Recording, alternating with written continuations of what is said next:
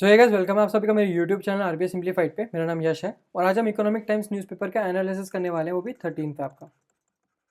ठीक है, इसके अलावा मेरा एक टेलीग्राम चैनल भी है। अगर आपको इस सेशन की पीडीएफ चाहिए हो या पुराने सेशन की आप पीडीएफ एक्सेस करना चाहते हैं तो आप ये टेलीग्राम चैनल ज्वाइन कर सकते हैं। इसका जो लिंक है वो आरबीआई सिंप्लीफाइड चैनल के अबाउट सेक्शन में मिल जाएगा और इस वीडियो की डिस्क्रिप्शन बॉक्स में मिल जाएगा। ठीक है, तो अब स्टार्ट करते हैं। तो आज के सेशन और आज का कंटेंट देख लेते हैं। आज के कंटेंट में क्या क्या है। तो आज के न्यूज़पेपर में से मैंने ये 8 न्यूज़ को पिक किया है। मुझे लगता है ये न्यूज़ बहुत ज़्यादा इंपॉर्टेंट है। ठीक है, इसमें से पहली 2 न्यूज़ जो है सीपीआई के ऊपर है। ठीक है, और उसमें क्या है, कुछ स्ट्रक्चरल चेंज किए गए हैं। ठीक है, बेस ईयर चेंज किया गया है, एक मेजरिंग मेथड जो है उसको चेंज किया है, तो उसके ऊपर हम अच्छी खासी बात करेंगे। प्लस 2 आरबीआई की न्यूज़ है, उस पर भी बात करेंगे। एक सेबी की है, एक नीति आयोग ने रिपोर्ट लॉन्च करी है ना, उसके ऊपर बात करेंगे। पार्लियामेंट्री वॉच के अंदर कुछ पार्लियामेंट में डाटा को, एक पर्टिकुलर डाटा प्रेजेंट किए गए थे, क्योंकि वो डाटा बहुत इंपॉर्टेंट होते हैं, क्योंकि वो पार्लियामेंट में है प्रेजेंट किए हैं, तो वो हम उसके बारे में पढ़ेंगे, है ना। वो फेज़ 1 में आ जाते हैं। ठीक है, तो स्टार्ट करते हैं पहली न्यूज़ से। India CPI revamp, structural shift in measuring retail inflation. तो देखो, इस बार रिटेल इन्फ्लेशन कितनी आई है, सीपीआई की इन्फ्लेशन कितनी आई है, वो आई है 2.75%। ये जनवरी का डाटा है। ठीक है, ये नंबर तो बहुत इंपॉर्टेंट है ये। इसके साथ ये भी इंपॉर्टेंट है कि इसको मेज़र कैसे किया गया, क्योंकि इस बार मेजरिंग टूल को ही चेंज कर दिया है इन्होंने।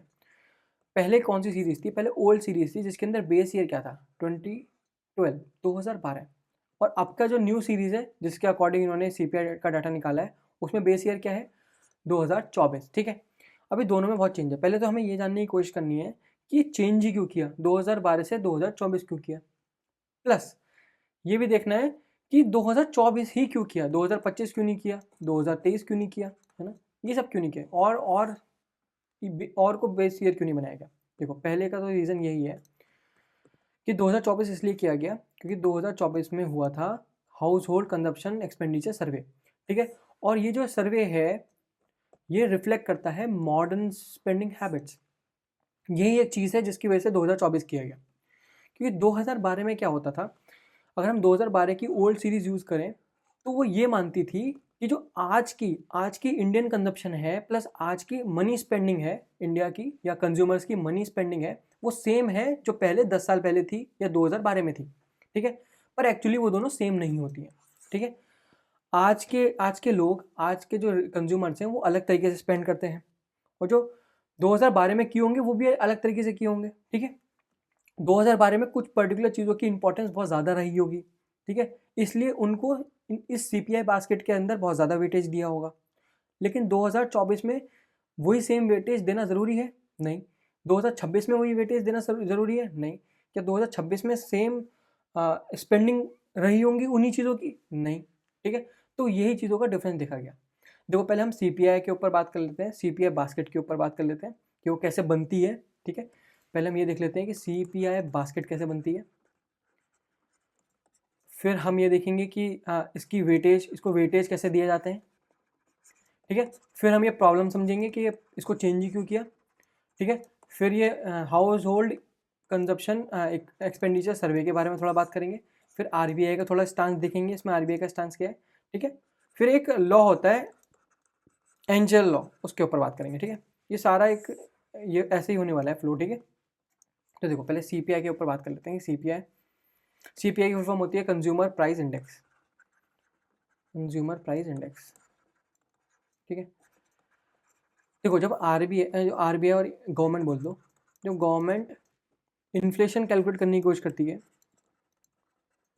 तो वो सारे आइटम्स की इन्फ्लेशन नहीं देखती, मतलब सारे आइटम्स का प्राइस मूवमेंट को ट्रैक नहीं करती। प्राइस मूवमेंट ट्रैक नहीं करती सारे आइटम्स के, इस पूरी इकोनॉमी में जितने आइटम है उसका नहीं करती। वो क्या करती है, गवर्नमेंट क्या करती है, एक अलग से एक सीपीआई बास्केट बनाती है, सीपीआई बास्केट बनाती है, और इस बास्केट के अंदर सिर्फ वही आइटम डालती है जो कि एक एवरेज इंडियन फैमिली बाय करती है, उसको ही डालती है, वही आइटम्स के अंदर होते हैं। और फिर आइटम डालने के बाद उनकी करती है ग्रुपिंग। ठीक है, कि भाई ये हो गया तुम्हारा फूड एंड बेवरेजेस, ये तुम्हारे हो गए मिसलेनियस में चले जाएंगे, या अदर सर्विसेज में चले जाएंगे, है ना। ऐसे करके अलग अलग ग्रुपिंग कर देती है और उसके अंदर आइटम डाल देती है, और फिर हर एक आइटम को देती है एक वेटेज। ठीक है, अभी वेटेज देखो, यही एक प्रॉब्लम थी 2012 में। सबसे ज़्यादा वेटेज पता है किसको मिल रखी थी? फूड एंड बेवरेजेस को। अब उनको इसी को फूड एंड बेवरेजेस को सबसे ज़्यादा क्यों मिल रखी थी? उसका रीज़न है ये, क्योंकि उस टाइम पे स्पेंडिंग इन पे होती थी। मैंने बोला ना कि स्पेंडिंग अलग होती थी, 2012 में स्पेंडिंग इन पे ज़्यादा होती थी फूड पे, क्योंकि तब के जो लोग थे वो ये सोचते थे कि यार अपनी फैमिली को पहले फीड करो अच्छे से, ठीक है, और फिर हम कुछ, अगर उसके बाद हमें कुछ पैसा बचता है तो फिर हम अदर सर्विसेज को लेंगे, क्योंकि लोगों के पास इनकम इतनी नहीं होती थी। इनकम इज़ वेरी लो, ठीक है, हाउस होल्ड इनकम ही लो थी। तो लोगों का तब ज़्यादा फोकस फूड एंड बेवरेजेस पे था। इसका मतलब अगर राइस के दाम बढ़ जाएं, दुगने हो जाएं, तो एक हाउस होल्ड को बहुत ज़्यादा इफेक्ट होने वाला है उससे, ठीक है। तो उसी प्राइस के उसका ही प्राइस मूवमेंट ही ट्रैक करना सही है, तभी तो असली में इन्फ्लेशन पता लगेगी, ठीक है।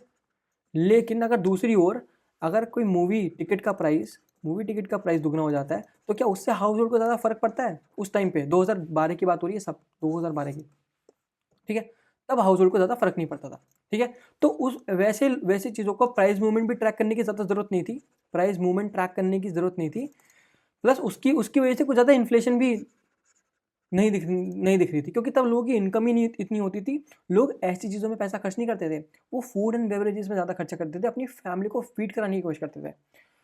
बट 2024 की बात करें, मैं 2024 की बात इसलिए कर रहा हूँ क्योंकि बेस ईयर 2024 को लिया है, प्लस मैं 2026 की बात कर लेता हूँ, दोनों को एक साथ ले लेते हैं। क्या अब सेम सेम पैटर्न है? अब क्या लोग ज़्यादा से ज़्यादा राइस पे खर्चा करते हैं पैसा? नहीं, अब बहुत लग्जरियस चीज़ खरीदते हैं, नई नई सर्विसेज को लेते हैं, घूमने जाते हैं, ट्रैवल करते हैं, उस पर बहुत ज़्यादा एक्सपेंडिचर करते हैं, ठीक है। जो चीज़ें पहले 2012 में नहीं थी, उन चीज़ों पे आज खर्चा होता है। जो चीज़ें 2012 में लग्जरी दिखती थी, वो आज के टाइम पे नेसेसिटी है, ठीक है। तो उनको तो ऐड करना ही करना ज़रूरी था। तो जो फालतू में फूड को इतना सारा वो दे रखा है वेटेज, उसको कम करना ज़रूरी था। तो इसलिए 2024 की नई सीरीज़ लाई गई, जिसमें फूड एंड बेवरेजेस का जो वेटेज था उसको कम किया गया, और जो अलग अलग सर्विसेज थी, डिजिटल इंफ्रास्ट्रक्चर के ऊपर जो सर्विसेज थी उनको इंक्रीज़ किया गया, मार्केट प्लेस में ऑनलाइन जो ई कॉमर्स है उन वैसी सर्विसेज का वेटेज बढ़ाया गया, ठीक है, कि एक असली इन्फ्लेशन पता लग पाए, असली प्राइस मूवमेंट ट्रैक हो पाए, ठीक है। तो ये करने की कोशिश करी। ये क्यों करने की कोशिश करी? बिकॉज ऑफ एक एंजल लॉ होता है। एंजल लॉ क्या बोलता है कि अगर किसी भी इकोनॉमी में लोगों की फैमिली की इनकम बढ़े ना, फैमिली की अगर इनकम बढ़े तो पता है क्या प्रॉब्लम आती है? लोग less percentage of total income किस पे खर्च करते हैं? स्पेंड किस पे करते हैं? फूड पे करते हैं, लेस, ठीक है। मान लो 2012 में ये 25% कर रहे थे, तो अब ये सिर्फ 12% कर रहे होंगे, ठीक है। ये एंजल लॉ बोलता है। देखो, ये परसेंटेज की बात हो रही है, असली एक्सपेंडिचर की बात नहीं हो रही। Even though expenditure on the food still rises, ठीक है, वो तो राइज कर सकता है, लेकिन उसका जो स्लाइस है वो 12% ही रह गया पास। लोग कम खर्चा कर रहे हैं, मतलब कम परसेंटेज स्पेंड कर रहे हैं ऑफ द टोटल इनकम, लेकिन एक्सपेंडिचर तब भी राइज हो सकता है, ठीक है, एक्सपेंडिचर बढ़ सकता है, लेकिन उसका जो परसेंटेज है अब टोटल इनकम पे वो घट गया है, ठीक है। तो लोग अब फूड पे ना खर्च करके अलग अलग चीज़ों पे खर्च कर रहे हैं, और इसको वैसे एंजल लॉ बोलते हैं। इसलिए मैं बोल रहा हूँ कि 2024 में जो लोगों का एक्सपेंडिचर का पैटर्न रहा होगा वो 2012 में नहीं रहा होगा, और कुछ चीज़ें जो 2012 में इंपॉर्टेंट थी वो अब क्या पता 2024 में नहीं हो। तो कुछ आइटम को भी निकाला गया है, कुछ आइटम को डाला भी गया है, इंपॉर्टेंट आइटम को डाला भी गया है, ठीक है। तो हमने ये देख लिया कि 2024 क्यों किया, 2012 से 2024 क्यों किया, हमने ये पता लगा लिया, ठीक है। तो ओवर द 12 ईयर्स अगर कैसे इंडियन स्पेंड करते हैं कोई पर्टिकुलर ऑब्जेक्ट पे या किसी आइटम पे या आर्टिकल पे, एज इनकम राइजेस, जो फैमिलीज है ना उनकी टिपिकल स्पेंडिंग जो है वो स्मॉलर परसेंटेज करते हैं किस पे, ऑफ देयर इनकम किस पे करते हैं? फूड पे करते हैं, बेसिक फूड पे, लेकिन ज़्यादा किस पे करते हैं? ट्रैवल पे, इंटरनेट पे, रिक्रिएशन पे, ट्रांसपोर्ट पे। तो भाई हम अब जो है ओवर वेटेज नहीं दे सकते फूड को, क्योंकि अगर हम ओवर वेटेज देंगे और अब फूड के प्राइसेस में ज़्यादा चेंजेस आता है, जिसकी वजह से फूड में इन्फ्लेशन आता है, तो भाई ये भी अपना फूड बढ़ेगा। लेकिन क्या वो असली इन्फ्लेशन दिखा रहा है? नहीं दिखा रहा है, क्योंकि अब बहुत सारा परसेंटेज लोग किस पे खर्च कर रहे हैं? और चीज़ों पे खर्च कर रहे हैं, सर्विसेज पे ज़्यादा खर्च कर रहे हैं, जो नई नई चीज़ें हैं उस पर ज़्यादा खर्च कर रहे हैं, जिसकी वजह से इन्फ्लेशन है बहुत वेग दिखेगी, बहुत वॉलेटाइल दिखेगी, जो कि वो है नहीं असलियत में। ठीक है, तो हमने ये देख लिया। अब आगे बढ़ते हैं कि क्या क्या चेंज किया वो सीपीआई बास्केट में। ठीक है, तो हमें पता है बास्केट के अंदर क्या होते हैं? गुड्स, कलेक्शन ऑफ गुड्स होते हैं, सर्विसेज होते हैं, जो असलियत में क्या करते हैं? प्राइस के चेंज को ट्रैक करते हैं। ठीक है, मैंने आपको बताया कि फूड वेटेज जो है 46% ओल्ड सीरीज में था, लेकिन अब उसको 37% कर दिया है। ठीक है, इससे क्या हुआ? इससे रिड्यूस हो गई वोलेटिलिटी। तो अगर अगर अब फूड में ज़्यादा फ्लक्चुएशन आएगी, वाइडली फ्लक्चुएशन आएगी because of the monsoon impact, lowering this particular weightage, अगर मैं इस वेटेज को लोअर कर देता हूँ, जो कि हमने कर दिया है, इससे इंडेक्स पे ज़्यादा दिक्कत नहीं आएगी, इंडेक्स स्टेबल रहेगा। ठीक है, तो अब अगर टोमेटो के price due to bad harvest अगर बढ़ते हैं, ज़्यादा बढ़ते हैं, स्टिल हमारा जो मेन सीपीआई है, जो हेडलाइन सीपीआई है, वो ज़्यादा नहीं बढ़ेगा, वो ज़्यादा तेज़ी से नहीं बढ़ेगा, ज़्यादा तेज़ी से नहीं बढ़ेगा। ठीक है, क्योंकि उसका वेटेज क्या है? कम है। और ये इसका वेटेज 37 क्यों किया गया? आज की इकोनॉमी को दिखाने के लिए, आज के इन्फ्लेशन को दिखाने के लिए कम किया गया। प्लस इसमें जो आइटम ट्रैक्ड है वो पहले क्या थे? फ्यूअर थे, कम थे।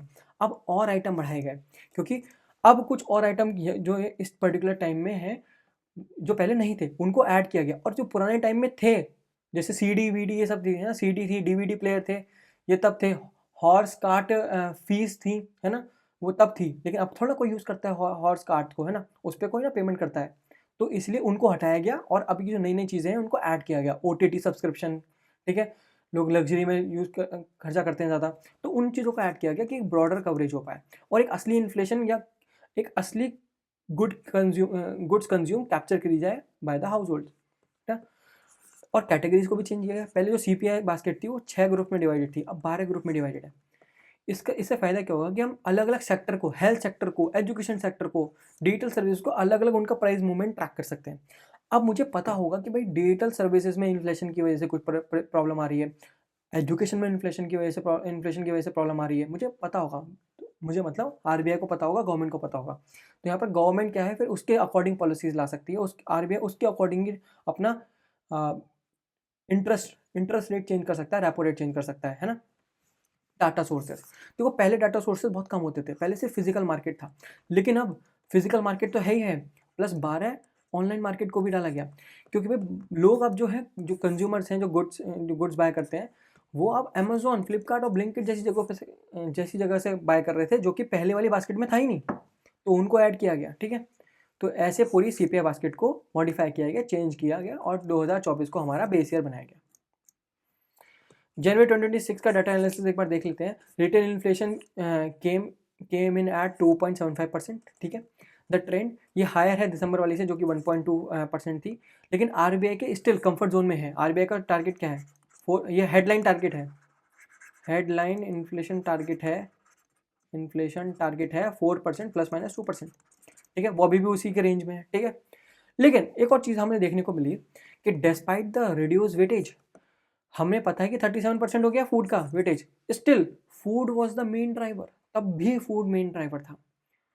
फूड इन्फ्लेशन क्योंकि जंप हो गई 2.13% पे, अब एक पॉजिटिव टेरिटरी में चली गई। ठीक है, उसमें से सबसे बड़ा विलन कौन था? टोमेटो विलन था, जहाँ पर हमने बहुत ज़्यादा बड़ी स्पाइकिंग देखी, प्राइस स्पाइकिंग देखी 64.8%, वहाँ ज़्यादा इन्फ्लेशन देखने को मिला। इसमें सेवियर कौन थे, बचाने वाले कौन थे? ऑनियन प्राइसेस कम थे, है ना, पोटैटो प्राइसेस कम थे, गार्लिक प्राइसेस कम थे, ये डिफ्लेटेड थे। ठीक है, जिन्होंने हेल्प करी हमारे 2.75 रहने में, सीपीआई की दर को, सीपीआई के इन्फ्लेशन को 2.75 रहने में।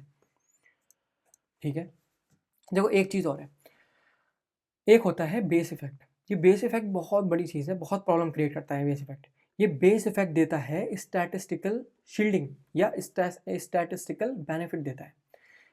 हमें कभी कभी लगता है कि यार इन्फ्लेशन है 2%, लेकिन असलियत में वो होती नहीं 2%, वो आर्टिफिशियल इन्फ्लेशन होती है। ठीक है, और आरबीआई को ये सब चीज़ें पता होती हैं कि यार ये कौन सी इन्फ्लेशन है, ये आर्टिफिशियल इन्फ्लेशन है या ये रियल इन्फ्लेशन दिखा रही है।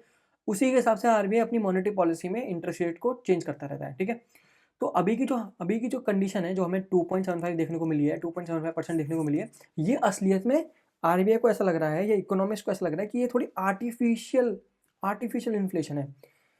तो इसीलिए इकोनॉमिस्ट बोल रहे हैं, आरबीआई बोल रहा है कि यार जब ये हाई बेस इफेक्ट खत्म हो जाएगा ना, तो मे बी ये जो आर्टिफिशियल इन्फ्लेशन है ये पम्प्ड अप हो जाएगी, बढ़ जाएगी अपने आप ही बहुत ज़्यादा।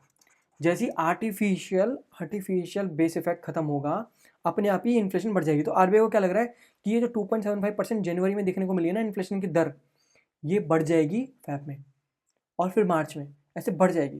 ठीक है, वो क्यों बढ़ जाएगी? Because of year on year comparison कम दिख रहा था, और ईयर ऑन ईयर प्राइजेस जो थे वो हाई थे पुराने ईयर में। तो यहाँ पर एक इस चीज़ को समझने के लिए, ये बेस इफेक्ट को समझने के लिए, वहाँ पर इन्फ्लेशन हाई बेस इफेक्ट में कम क्यों आती है और नॉर्मल बेस में ज़्यादा क्यों आती है, वो एक बार जानने की कोशिश कर लेते हैं। ठीक है, तो देखो बेसिक एक सिनेरियो है, सिनेरियो 1, जहाँ पर हम हाई बेस इफेक्ट का जादू देखेंगे, हाई बेस इफेक्ट का जादू देखेंगे। सिर्फ टोमेटो को मैं लेके चलूँगा, एक ही कमोडिटी को लेकर चलूँगा, लेकिन सीपीआई बास्केट के अंदर बहुत सारी कमोडिटीज़ होती हैं, बहुत कुछ होता है, 358 आइटम्स हैं, लेकिन मैं सिर्फ टोमेटो के अकॉर्डिंग आपको समझाऊंगा क्योंकि मैं सब कुछ नहीं लिख सकता। यहाँ पर जो है ना, मान लो 2025 में जनवरी में टोमेटो का प्राइस जो था अब नॉर्मली हाइकअप हो गया, 100 रुपये हो गया पर केजी। इसके रीज़न क्या हो सकता है भाई? बैड वेदर रहा होगा। अगर बैड वेदर रहता है तो हार्वेस्ट अच्छी नहीं होती है, तो बैड हार्वेस्ट। ठीक है, बैड हार्वेस्ट 100 रुपये केजी है। अब मैं अगला ईयर देखता हूँ, उसी अगला ईयर 2026 जनवरी में ईयर ऑन ईयर इन्फ्लेशन देखेंगे हम यहाँ पर। ठीक है, प्राइस हो गया मान लो 102 रुपये पर केजी। यहाँ पर कुछ नहीं था, यहाँ पर वेदर भी अच्छा था, यहाँ पर हार्वेस्ट भी अच्छा हुआ, लेकिन ये प्राइस इसलिए बढ़ा हुआ दिख रहा है क्योंकि इन्फ्लेशन रहा होगा। ठीक है, असली में इन्फ्लेशन तो रहा होगा ना, थोड़ा बहुत तो रहा होगा, उसकी वजह से प्राइस बढ़े हुए हमें दिखे हैं। ठीक है, तो अब देखो कि ईयर ऑन ईयर इन्फ्लेशन कितना बढ़ा। पूरा नया इन्फ्लेशन, नया रेट माइनस पुराना रेट अपॉन पुराना रेट इंटू 100% में लगाने लगे लिए, जो क्या है 2%। Because of high base effect हमें इन्फ्लेशन बहुत कम देखने को मिला। अब करते हैं 2% ही देखने को मिला, अब करते हैं फेडिंग, सिनारियो टू जहाँ पर फेड हो रहा है, ये हाई बेस इफेक्ट फेड हो रहा है। तो अब जो है टोमेटो फैब आ गया, फैब 2025 से देखते हैं। फैब 2025 में हार्वेस्ट अच्छी हुई, सब कुछ अच्छा हुआ, जो प्राइस था अपने नॉर्मल स्टेज पे आ गया 40 रुपये पर केजी, जो असली प्राइस है। ठीक है, उस पर आ गया। फैब 2026 में स्टिल वो 102 रुपये रहा। वो इसलिए रहा क्योंकि भाई वहाँ तो इन्फ्लेशन दिखेगा, वहाँ तो सब कुछ दिखेगा हमको। एक साल में इन्फ्लेशन नहीं बढ़ा होगा, मतलब प्राइस नहीं बढ़ा होगा, प्राइस बढ़ा होगा, तो ये तो सेम रहा होगा। ठीक है, तो अब ईयर ऑन ईयर देख लेते हैं ग्रोथ कितनी रही। 102 करंट माइनस 40 अपॉन 40 इंटू 100। अब इसकी इन्फ्लेशन की दर निकालोगे तो आएगा 155%।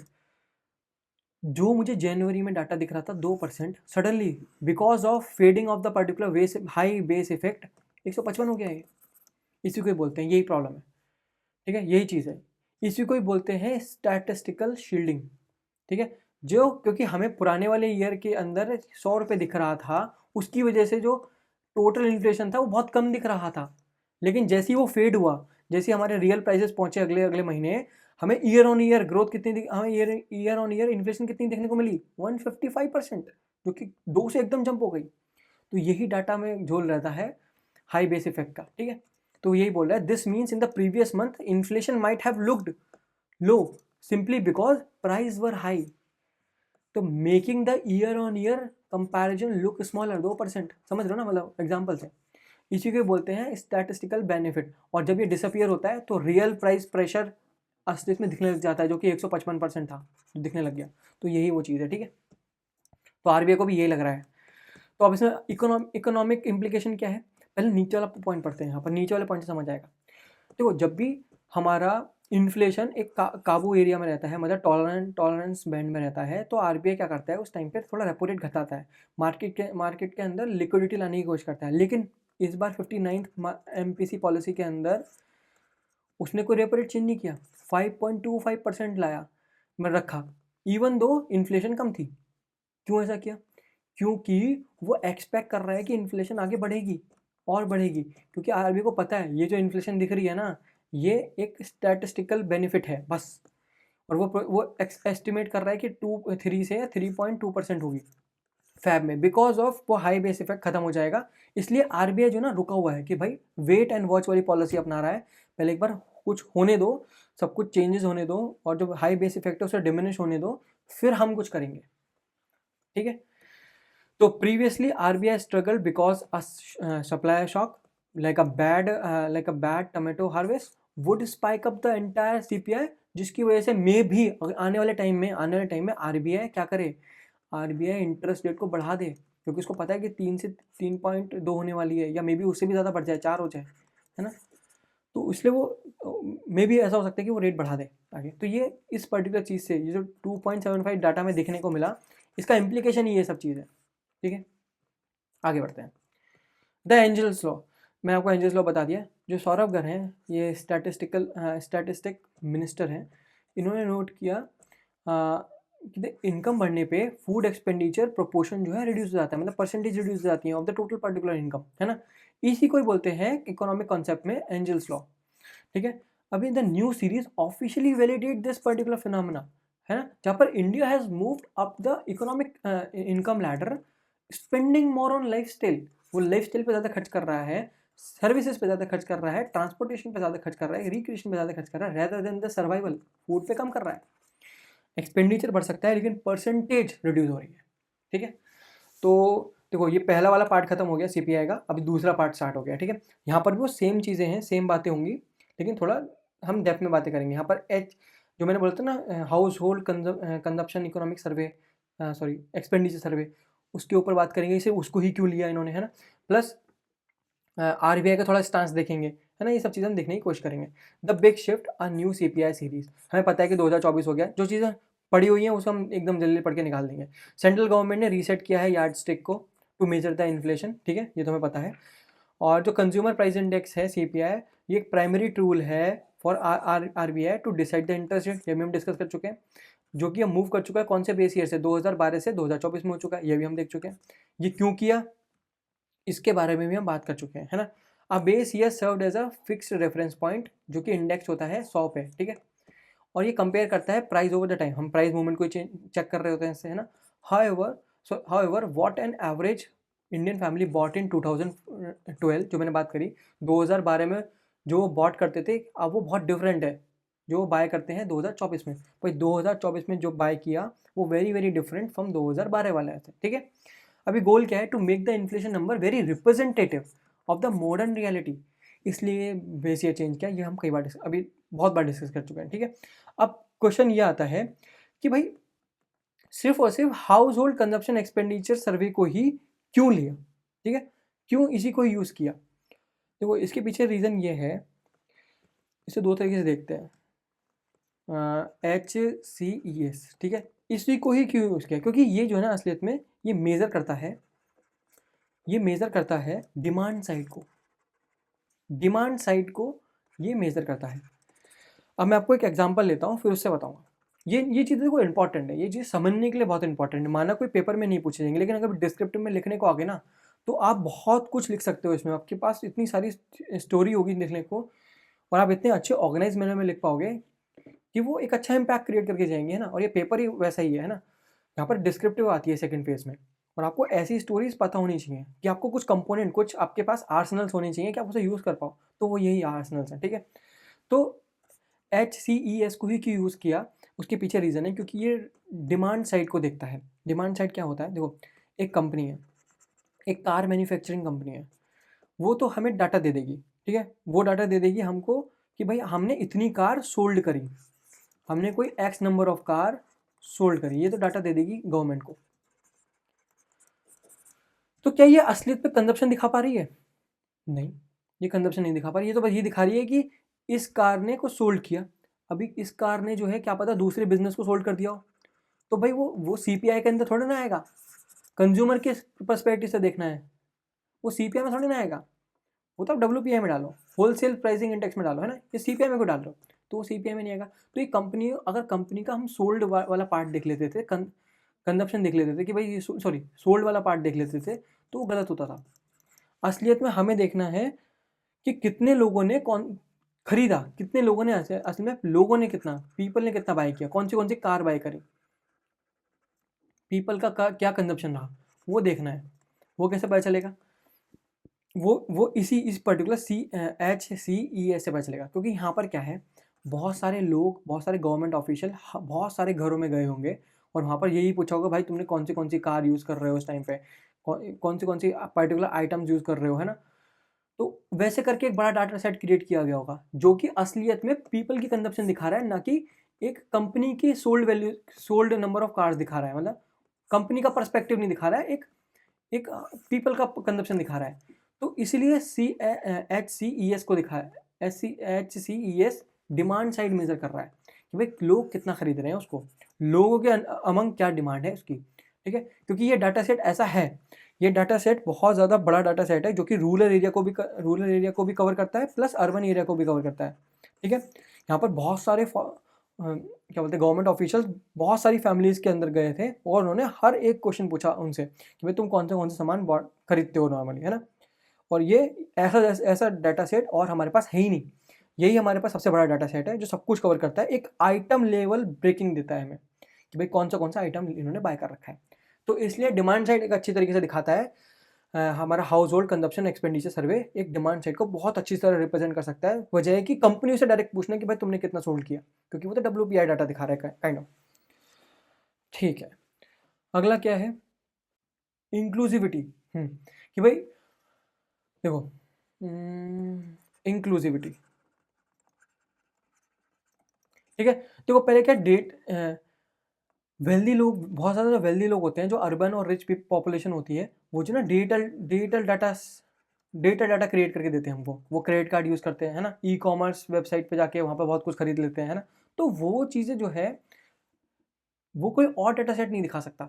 वो डिजिटल डाटा को भी दिखा सकता है, प्लस हाउस होल्ड लेवल, क्योंकि हाउस होल्ड लेवल पे जो रूरल एरिया है, जो विलेज एरिया है, वहाँ पर सब कुछ कैश में पेमेंट होती है, ठीक है? तो CPI जो है ना, पूरी इकोनॉमी को रिप्रेजेंट करना चाहिए, ना कि सिर्फ डिजिटल डाटा जो है। मतलब जो सिर्फ ई-कॉमर्स वाला या क्रेडिट कार्ड वाला, जो रिच और अर्बन पॉपुलेशन वाला है, सिर्फ उसको ही कैलकुलेट ना करे, वो रूरल इकोनॉमी को भी कैलकुलेट करके चले। और वो इन दोनों चीज़ों को साथ में कौन अच्छा दिखाता है? ये HCES, सेम चीज़। इसलिए कि इंक्लूसिविटी भी बने और ग्रैनुलैरिटी भी बने, है ना? मतलब छोटी छोटी लेवल पे भी हम अपने आइटम्स के बारे में पता लगा पाए, प्लस डिमांड साइड को भी अच्छे से देख पाए। तो इसीलिए ही household consumption expenditure survey को लिया गया, ठीक है? आगे बढ़ते हैं। की इम्पैक्ट द फूड फैक्टर। तो हमें पता है कि जो फूड फैक्टर था पहले 2012 में, वो 46% के अराउंड था, और अब उसको 37% के अराउंड कर दिया, ठीक है? तो हमें पता ही है क्यों करा है हमने ना, क्योंकि as a household get wealthier, they spend small portion of income on food और नेसेसिटी। और ज़्यादा किस पे करता है? सर्विसेज पे, जिसको एंजल्स लॉबी बोलते हैं, ठीक है? आगे बढ़ते हैं। अब वो थोड़ा और डेप्थ में देख लेते हैं। टोटल आइटम कितने डाले गए थे? 358 डाले गए थे, जो 299 से बढ़ के 358 हो गए, ठीक है? जिसमें से 308 तो गुड्स हैं और 50 सर्विसेज हैं। इसमें कुछ नए आइटम्स को भी ऐड किया गया है, जैसे टेक एंड लाइफस्टाइल, ट्रैवल और शॉपिंग, जिसमें ई-कॉमर्स परचेज को ऐड किया गया है, इंटरनेशनल एयरफेयर्स को ऐड किया है, airport, OTT subscription, air purifier, hand sanitiser, जो कि कोविड-19 के बाद बहुत ज़्यादा बढ़ गया, ठीक है? इन सारी चीज़ों को भी ऐड किया है।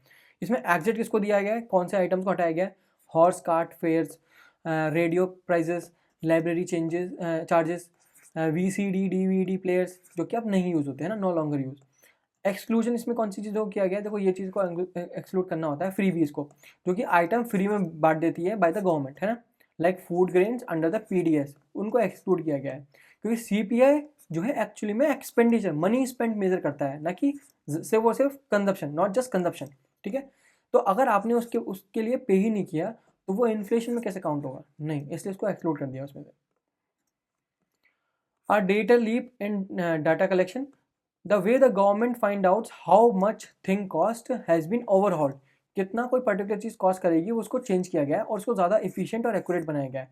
देखो, ऑनलाइन मार्केट में 12 ऑनलाइन मार्केट प्लेसेस को ऐड किया गया है। अमेजोन, फ्लिपकार्ट, है ना, जेप्टो, ब्लिंकिट, इन सब चीज़ों को ऐड किया गया है। और उन सिटीज़ में ऐड किया गया है जहाँ पर पॉपुलेशन 2.5% से ज़्यादा है। वहाँ का डाटा को हम वहाँ पर हम ये चीज़ों को भी कैलकुलेट करेंगे, क्योंकि ये कैप्चर करती है more real things that many Indian. क्योंकि बहुत, देखो ऐसा होता है, आप रूरल एरिया में जाओ ना, तो वहाँ पर लोग किराने से खरीदते हैं, ठीक है, ज़्यादा। लेकिन अर्बन एरिया में जो है कौन कहाँ से खरीदते हैं, ई कॉमर्स से ज़्यादा खरीदते हैं। और कभी कभी ऐसा होता है कि ई कॉमर्स पे आपको नॉर्मल प्राइसिंग से ज़्यादा कम प्राइसिंग मिलती है। मान लो 10,000 रुपये, कोई कोई किसी पर्टिकुलर ऑब्जेक्ट का सामान, जो पर्टिकुलर ऑब्जेक्ट है उसका जो प्राइस है वो 12,000 रुपये असलियत में, जो कि आपको किराना से कहीं से या कोई भी फिजिकल शॉप से मिल जाएगा, ठीक है। तो जो ओल्ड सीपीआई था, ओल्ड सीपीआई का बेस ईयर था, वो जो है ना सिर्फ किराना, सिर्फ फिजिकल वाली वैल्यू को ऐड करता था, 12,000 रुपये। लेकिन अर्बन में तो सिर्फ ई कॉमर्स यूज़ करते हैं, बहुत सारे लोग ई कॉमर्स यूज़ करते हैं, जहाँ पर असलियत में डाटा थोड़ा आपको डिस्काउंटेड अमाउंट में मिलता है ना। तो जो 12,000 का सामान है वो 10,000 में मिला। तो इसके लिए भी पहले ओल्ड सीरीज़ क्या करती थी, 12,000 रुपये ही ऐड कर लेती थी, जो कि गलत है, असलियत में तो 10,000 का है। तो अब वाली जो सीरीज़ है, क्योंकि 12 ऑनलाइन मार्केट प्लेसेस को भी ऐड किया गया है उस लार्ज सिटीज़ में जहाँ पर पॉपुलेशन 2.5 मिलियन से ज़्यादा है, तो अब ये रियल वैल्यू भी ऐड हो पाएगी, जिसकी वजह से हमें एक अच्छा सीपीआई का डाटा मिलेगा, ठीक है। और डायरेक्ट रिटेल सोर्सिंग करिए कहाँ से, instead of sending a field officer to ask the price. Government अब क्या है, डायरेक्टली डाटा ले रही है कहाँ से, ऑनलाइन ऑफिशियल डिजिटल प्लेटफॉर्म से, ठीक है। जैसे एयर फेयर्स का कहाँ से लेगी, वो डायरेक्टली एयरलाइन की वेबसाइट से ले लेगी। टेलीकॉम और डाटा प्लान कहाँ से लेगी, ऑपरेटर से, जैसे जियो और एयरटेल से ले लेगी। ओटीटी का जो भी ओटीटी प्रोवाइडर है, नेटफ्लिक्स हो गया है ना, प्राइम वीडियोस हो गया। फ्यूल का मिनिस्ट्री के डाटा बेस से ले लेगी, डायरेक्ट लेगी अब, ठीक है। ऐसा कोई अपना फील्ड ऑफिसर नहीं भेजेगी, जो कि एरर भी कर सकता है आगे, ठीक है। फ्यूचर प्रूफिंग करिए इंडेक्स की। देखो, ये जो इंडेक्स था ये बहुत ओल्ड हो गया था, है ना, तभी हमने चेंज किया। अभी इन्होंने क्या बोल दिया है कि जो बेस ईयर है ना, हर 5 साल बाद चेंज होता रहेगा, will happen every 5 years, base year revision होता रहेगा, ठीक है। और जो हमारा जो बेसिक चीज़ है जिसके ऊपर हम सब कुछ कर रहे हैं, हाउस होल्ड कंजप्शन एक्सपेंडिचर सर्वे, उसको हर 3 साल के अंदर कंडक्ट कराया जाएगा कि हमारे पास आज की मनी स्पेंडिंग को रिफ्लेक्ट करने का एक ऑब्जेक्ट हो, एक सर्वे हो, ठीक है। दिस एंश्योर्स की जो इन्फ्लेशन नंबर है वो एक्चुअली में आज की करंट रियलिटीज़ को दिखा रहा है, ना कि ओल्ड डेकेड ओल्ड हैबिट्स को, ठीक है। सेकेंडरी अपडेट, देखो ये अब हमारा सीपीआई का सब कुछ खत्म हो गया, ठीक है। अब कुछ भी नहीं बचा सीपीआई का, हमने सीपीआई का सब कुछ कवर कर लिया है। तो अब सेकेंडरी अपडेट्स पढ़ते हैं। देखो सेकेंडरी अपडेट्स क्या बोला है, टोल रिलीफ फॉर मोटरिस्ट, मतलब अब जो है सीपीआई वाला जो था वो सब खत्म हो गया, हमने सीपीआई का सब कुछ कवर कर लिया, ठीक है। अब एक नई चीज़ आ गई है, ये न्यूज़ इंक्लूड करता है सिग्निफिकेंट अपडेट, जैसे पढ़ना है, ठीक है। इसको पढ़ के जल्दी खत्म करते हैं। नेशनल हाईवेज के बारे में, specifically for expressways that are only partially open. तो यहाँ पर क्या बोला है कि जो एक्सप्रेस हाईवेज है जो पार्शली ओपन है, वहाँ पर आप ज़्यादा चार्ज नहीं कर सकते, आप पूरे का पूरा जो एक्सप्रेस वे वाला चार्ज है वो नहीं ले सकते, आपको जो है ना एक स्टैंडर्ड हाईवे जैसे रेट लेने पड़ेंगे। तो प्रीवियसली क्या होते थे, मोटरिस्ट जो है usually using a partially open expressways, ठीक है। तो उनसे क्या है, पूरा का पूरा चार्ज लिया जाता था, पूरा का पूरा प्रीमियम लिया जाता था, एक्सप्रेस वेज रेट लिए जाते थे, जो कि 25% हायर होता था स्टैंडर्ड हाईवे रेट से। Even though the road is not fully finished, क्योंकि रोड ही फिनिश नहीं थी, इवन दो आप जो है ना एक्सप्रेस वे रेट ले रहे हो, जो कि आपको नहीं लेना चाहिए। तो यहाँ पर ही ओवरहॉलिंग करी है, कुछ चेंजेस किए हैं। जो न्यू रूल है national highways fee amendment rule of 2026, यहाँ पर ये बोला है कि अगर एक्सप्रेस वे जो है पूरा का पूरा एंड टू एंड ऑपरेशन में नहीं है, तो आपको सिर्फ और सिर्फ स्टैंडर्ड नेशनल हाईवे चार्जेस लेने हैं, रेट लेने हैं, ठीक है।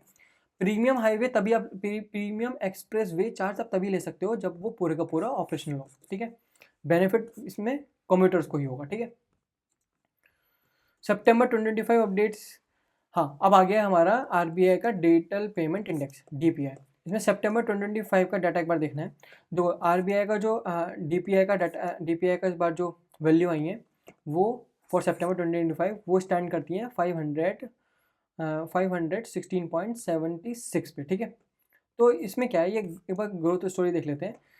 2018 मार्च, ये हमारा बेस ईयर है, ठीक है, ये बेस है, इसको सेट किया गया था 100 पे, ठीक है।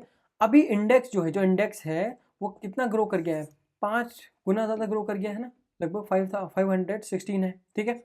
तो ये इंडिकेट कर रहा है कि बहुत ज़्यादा डेप्थ और पेनिट्रेशन हुआ है किसका, डिजिटल पेमेंट का इन इंडिया। और लगभग 5 से 5 फोल्ड इंक्रीज हो गया इन द लास्ट 7.5 ईयर्स, ठीक है। तो रेसेंट मोमेंटम क्या है, एक बार रेसेंट मोमेंटम देख लेते हैं कि मार्च 2025 में ये था 493 के अराउंड, ठीक है, जो कि अब इंक्रीज हो गया किस पे, 516 पे, जो कि अच्छी बात है। और ये क्यों हुआ, because of two primary reason, एक तो पेमेंट एनेबलर्स और एक पेमेंट परफॉर्मेंस, यही दोनों सबसे ज़्यादा वेटेज रखते हैं अपने, है ना। तो एक बार देख लेते हैं वो वेटेज क्या है। तो 5 ब्रॉड पैरामीटर्स यूज करता है DPI, ठीक है, डिजिटल पेमेंट इंडेक्स।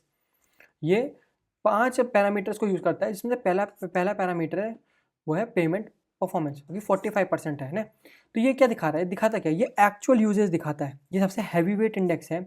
ये वॉल्यूम मतलब नंबर ऑफ ट्रांजेक्शन, और value the amount sent, the total amount of money sent by the digital payment method, ठीक है। ये बता रहा होता है, मतलब ये क्या देख रहा है, ये वेलोसिटी देख रहा है ऑफ मनी, कि मनी जो है कैसे सर्कुलेट हो रहा है, कितनी तेजी से सर्कुलेट हो रहा है, कितनी तेज हमारी इकोनॉमी के अंदर हैंड चेंज कर रहा है, वर्सेस कैश विड्रॉल, कितना लोग पैसा निकाल रहे हैं, ठीक है, उसके ऊपर। पेमेंट एनेबलर 25% को वेटेज दिया गया। देखो ये वेटेज याद रखना, और ये 5 पैरामीटर्स भी याद रखना, ये इंपॉर्टेंट है, ठीक है, ये पेपर में आ सकता है फेज 1 में। The foundation, this means this measure the pre requisite for digital payment. इसमें कौन सी चीज़ें इंक्लूड है, it includes the penetration of mobile phone, कि भाई लोगों के पास मोबाइल फ़ोन है, अगर वो मोबाइल फ़ोन ही नहीं होगा तो क्या वो डिजिटल जो पूरा पेमेंट इंफ्रास्ट्रक्चर है, डिजिटल पेमेंट इंफ्रास्ट्रक्चर, वो उसको यूज़ कर पाएंगे, नहीं कर पाएंगे। इंटरनेट होगा तो कर पाएंगे, यस तब कर पाएंगे। आधार कार्ड, बैंक अकाउंट ही नहीं होगा तो वैसे ही नहीं कर पाएंगे, ठीक है। मर्चेंट ऑनबोर्डिंग, और मर्चेंट्स ही नहीं होंगे तो फिर तब भी नहीं कर सकते। तो ये सब जो है ना पेमेंट अनेबलर्स होते हैं, जिनकी हेल्प से पेमेंट होता है, ठीक है। तो अगर यही नहीं होंगे तो आप पेमेंट ही स्टार्ट नहीं कर सकते। पेमेंट इंफ्रास्ट्रक्चर सप्लाई साइड देखना है, वो 15% है, मतलब एक्सेप्टेंस। यहाँ पर ये क्या, ये जो इंफ्रास्ट्रक्चर, ये जो पर्टिकुलर पैरामीटर है, क्या मेजर करता है, ये एक्चुअली ये ट्रैक करता है द इंफ्रास्ट्रक्चर जो अलाउ करे मर्चेंट को टू एक्सेप्ट द पेमेंट। तो यहाँ पर क्या आ जाता है, ATMs आ जाते हैं, पॉइंट ऑफ सेल्स आ जाते हैं, point of sale terminals, QR codes आ जाते हैं, BCs हो जाते हैं, बिजनेस कॉरेस्पॉन्डेंट, ये सब चीज़ आती हैं।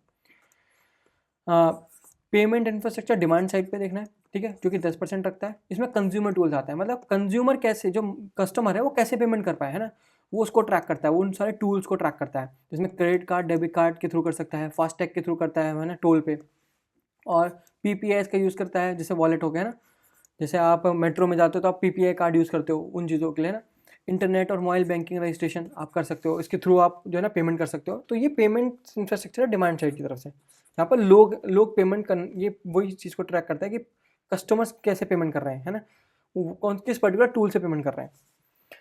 कंज्यूमर सेंट्रिसिटी, तो ये 5% रखता है। ये क्वालिटी ऑफ सर्विसेज बताता है कि भाई जो सिस्टम डाउन टाइम कितना रहा, ट्रांजैक्शन कितने डिक्लाइन हुए हैं, कंप्लेंट जो है वो रिजॉल्व हुई नहीं हुई, फ्रॉड्स कितने हो रहे हैं, और लेवल ऑफ अवेयरनेस और एजुकेशन कितनी है अमंग द यूजर्स, ठीक है। ये बार प्रोग्रेशन देख लेते हैं। अर्ली फेजेस 2018 और 22 में 100 से 207 हुआ विद इन द 2 ईयर्स। ये दिखा रहा है कि जो तब ये उस फेज को दिखा रहा है जहाँ पर UPI स्टेबलाइजेशन हुआ और बिहेवियर शिफ्ट हुआ फॉलोइंग द डिमोनेटाइजेशन, ठीक है। और एक्सेलरेशन फेज में क्या है 2020 और 2022 में, जहाँ पर मार्च 2020 में 207 था, जो कि मार्च 2022 में 350 के अराउंड हो गया, ठीक है, 350। जो इंडेक्स जो है सर्ज हो गया सिग्निफिकेंटली। ये एक्सेलरेशन क्या शो कर रहा है, ये एक्सेलरेशन ये शो कर रहा है कि कोविड-19 की वजह से हुआ, ठीक है, क्योंकि भाई कोविड-19 में आप कैश वैश तो कर नहीं सकते थे, सब कुछ ऑनलाइन करना था। तो लोग बहुत सारे जो है माइग्रेट हो गए ऑनलाइन में, है ना, from cash to contactless and digital payments. अब जो फेज़ चल रहा है हमारा 2023 और 2025 वाला, उसमें क्या है, वो मैच्योरिटी फेज़ रहा, जहाँ पर हमारे इंडेक्स ने 400 का मार्क पूरा किया, और फिर 500 का मार्क भी 2025 में पूरा कर दिया, और अब 516 पे चल रहा है उसका इंडेक्स, ठीक है। इसका मतलब एक हाई लेवल ऑफ पेनिट्रेशन है हमारा in the digital infrastructure in the rural area even, ठीक है, मतलब Tier 3 और Tier 4 सिटीज़ और रूरल अडॉप्शन भी बहुत अच्छा खासा हो रहा है। ये रिफ्लेक्ट कर रहा है कि पेमेंट एनेबलर्स जो हैं बहुत अच्छे से काम कर रहे हैं, है ना। लोगों के पास आधार कार्ड है, बैंक अकाउंट है ना, ये सब चीज़ें हैं। तो ये मैच्योरिटी फेज दिखा रहा है इस टाइम पे। सिग्निफिकेंस क्या होता है, RBI जो है ना इसको पॉलिसी टूल की तरह भी यूज़ कर सकता है ना। ये जो इंडेक्स है ये एनेबल करता है RBI को और गवर्नमेंट को to identify the systemic gaps, जैसे कि सप्लाई साइड इंफ्रास्ट्रक्चर तो अंडर परफॉर्म नहीं कर रहा है, अलग अलग इंफ्रास्ट्रक्चर मतलब ना, या कोई और डिमांड साइड तो बेकार प्रूफ नहीं कर रहा है, और कर रहा है तो उसके अगेंस्ट कौन सी पॉलिसीज़ हैं, जैसे payment infrastructure development fund scheme निकाली थी just to deploy the point of sale deployment scheme, है ना, QR बांटे गए थे। तो ये सब क्यूआर पे सब्सिडीज दी गई थी, मतलब वो जो QR बॉक्स होता है ना आपके पास, उस पर सब्सिडीज दी गई थी। Digital payment infrastructure development fund, तो पेमेंट इंफ्रास्ट्रक्चर को इंक्रीज करने के लिए ये सब चीज़ें की गई थी। इससे इन्वेस्टमेंट सिग्नल दिखता है ना, मतलब जो अगर हमने ये 516 वाला जो मार्केट को क्रॉस कर रखा है, इसका मतलब क्या है कि जो ग्लोबल इन्वेस्टर्स हैं और फिनटेक कंपनीज हैं वो भी इधर की इधर अट्रैक्ट होंगी, क्योंकि हमारा जो इंडिया का डिजिटल पेमेंट इकोसिस्टम है वो बहुत मैच्योर हो चुका है and scalable, lowering customer acquisition and operation friction. तो बड़े बड़े लोग भी इधर इन्वेस्ट करने को आएंगे इधर। Formalisation proxy, as digital payment rises, जो पेमेंट परफॉर्मेंस है, reliance on the cash economy. अब कैश पे लोग बहुत कम रिलाई करते हैं, अब वो डिजिटली सब कुछ पे करते हैं, जिसकी वजह से क्या है, डिजिटल फुटप्रिंट क्रिएट होता है। अगर आपका एक अच्छा डिजिटल फुटप्रिंट क्रिएट होता है तो आपको लोन मिलना है ना, आपको क्रेडिट मिलना आसान हो जाता है, जिसकी वजह से एनहेंस हो जाता है formal credit access for MSME even. ठीक है, तो ये है पूरा DPI के ऊपर। ठीक है, तो चलो अगली न्यूज़ की तरफ चलते हैं। अगली न्यूज़ क्या बोल रही है, CPSE real estate monetisation unlocking 10 lakh crore through REITs. ठीक है, तो रिट्स क्या है, रियल एस्टेट इन्वेस्टमेंट ट्रस्ट। तो यहाँ पर क्या है, जो CPSE जो गवर्नमेंट ऑन कंपनीज हैं in sectors like railway, oil, port और बैंकिंग, जो कि बहुत ज़्यादा बड़े अमाउंट में लैंड को ओन करती हैं और बिल्डिंग्स को ओन करती हैं। करंटली जो ये पर्टिकुलर एस्टेट्स हैं, है ना, रियल एस्टेट्स हैं, वो सिर्फ आइडल और अंडर यूटिलाइज पड़े हुए हैं। इसका मतलब इनकी बैलेंस शीट में तो बहुत ज़्यादा दिख रहा है, पर कोई सिग्निफिकेंट इनकम नहीं जनरेट कर रहे हैं। ठीक है, ऐसे खाली पड़े हुए हैं। तो गवर्नमेंट का प्लान है कि इन एसेट्स को कन्वर्ट कर दिया जाए एक रियल एसेट इन्वेस्टमेंट ट्रस्ट के अंदर। ठीक है, मतलब रिट्स के अंदर। इससे क्या है, टू कन्वर्ट स्टैटिक लैंड, जो स्टैटिक लैंड और बिल्डिंग है, एक फाइनेंशियल प्रोडक्ट में कन्वर्ट करना चाहते हैं, जो कि इनको एक रेगुलर कैश फ्लो जनरेट करके देगी। ठीक है, और ये उसका पोटेंशियल वैल्यू कितना एस्टिमेट कर रहे हैं, ओवर 10 लाख करोड़ रुपीस, मतलब इतना CPSE के पास जो है रियल एस्टेट है। ठीक है, मतलब आइडियल लैंड है और बिल्डिंग्स हैं। यह जो रेट्स का मैकेनिज्म वर्क कैसे करता है, think of REITs as a mutual fund. ये एक म्यूचुअल फंड है बट रियल एस्टेट का है इंस्टेड ऑफ स्टॉक। तो एक CPSE जो है अपने सारे पार्क जो हैं, वेयर हाउस, कॉमर्शियल लैंड को जो है ट्रस्ट के अंदर ट्रांसफ़र कर देता है। फिर ये ट्रस्ट जो है स्टॉक एक्सचेंज के ऊपर लिस्ट हो जाता है। फिर वहाँ के उसके थ्रू मनी रेज होता है। कैसे, फिर ये इन्वेस्टर्स जो है यूनिट बाय कर लेते हैं रिस्क की। ठीक है, और फिर यहाँ पर पेमेंट कैसे मिलता है इन्वेस्टर्स को, वो अर्न करते हैं थ्रू रेंट। जब देखो रेंट मिलेगा इंटरेस्ट को, फिर इसके थ्रू जो है ये सारा का सारा जो रेंट है ये ऐसा डिविडेंड दे देंगे। डिविडेंड दे देंगे किसको, इन्वेस्टर्स को। ठीक है, तो ये है। आगे क्या है, बेनिफिट, स्ट्रेटेजिक बेनिफिट क्या है for the government and CPSE, वो जो है अपने एसेट को रिसाइकल कर पाएंगे अगर वो रेट्स को जो है लिस्ट कर ले, मतलब बाय लिस्टिंग अ रेट्स CPSE को क्या मिलेगा, इमीडिएटली कैश फ्लो मिल जाएगा, है ना, by selling that those particular units to investors. इससे क्या है, मनी जो है वो जो मनी जो मिला है इनको वो री इन्वेस्ट कर पाएंगे कोर बिजनेसेस में। ठीक है, रेलवेज में और वहाँ पर नए ट्रैक बनाने में, ऑयल कंपनीज में न्यू वेल को एक्सप्लोर करने के लिए, without asking for the additional help from the government. मतलब और बजट के लिए और बजट ना मांगना पड़े फ्रॉम द गवर्नमेंट, ये लोग सिर्फ और सिर्फ उसी पैसे से इन्वेस्टमेंट कर पाएंगे जो ये रिट्स के थ्रू उठाएंगे। ठीक है, इससे क्या है, इनकी बैलेंस शीट भी क्लीन अप हो जाएगी। जो जहाँ पर एक नॉन जनरेटिव एसेट दिख रहा था, अब वो जनरेट करने लग जाएगा एसेट, है ना, ROE क्रिएट करेगा। तो हमारा ROE जो है वो उसका भी जो रेशियो है वो अच्छा हो जाएगा। इकोनॉमी के लिए भी बहुत इंपॉर्टेंट है। इससे क्या होगा, डीपनिंग होगा हमारा मार्केट, कैपिटल मार्केट, एक नया एसेट क्लास क्रिएट हो जाएगा अपने आप ही। अभी जो है इंडिया में सिर्फ 5 ही लिस्टेड रेट्स हैं। ठीक है, जो कि मोस्टली प्राइवेट ऑफिस पार्क हैं। अगर हम गवर्नमेंट भी अपना एसेट वहाँ पर ले आएगी, उस वहाँ पर लिस्ट करा देगी, तो उससे क्या है, मार्केट भी थोड़ा डीपन हो जाएगा, है ना, वो भी बढ़ जाएगा, एक्सपैंड हो जाएगा, तो फ़ायदा है उसका भी, है ना। इंफ्रास्ट्रक्चर फंडिंग हो जाएगी। It provide a non inflationary way to fund the infrastructure growth.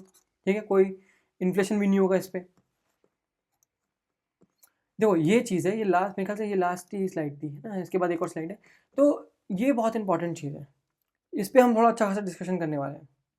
ठीक है, पहले पढ़ लेते हैं फिर मैं आपको बताता हूँ। ये रिपोर्ट हाईलाइट करती है क्रिटिकल कैवेट तो इसमें क्या है, just you have a land, इसका मतलब ये नहीं है कि वो एक वेरिएबल वायबल रेट्स में कन्वर्ट हो सकता है, ठीक है।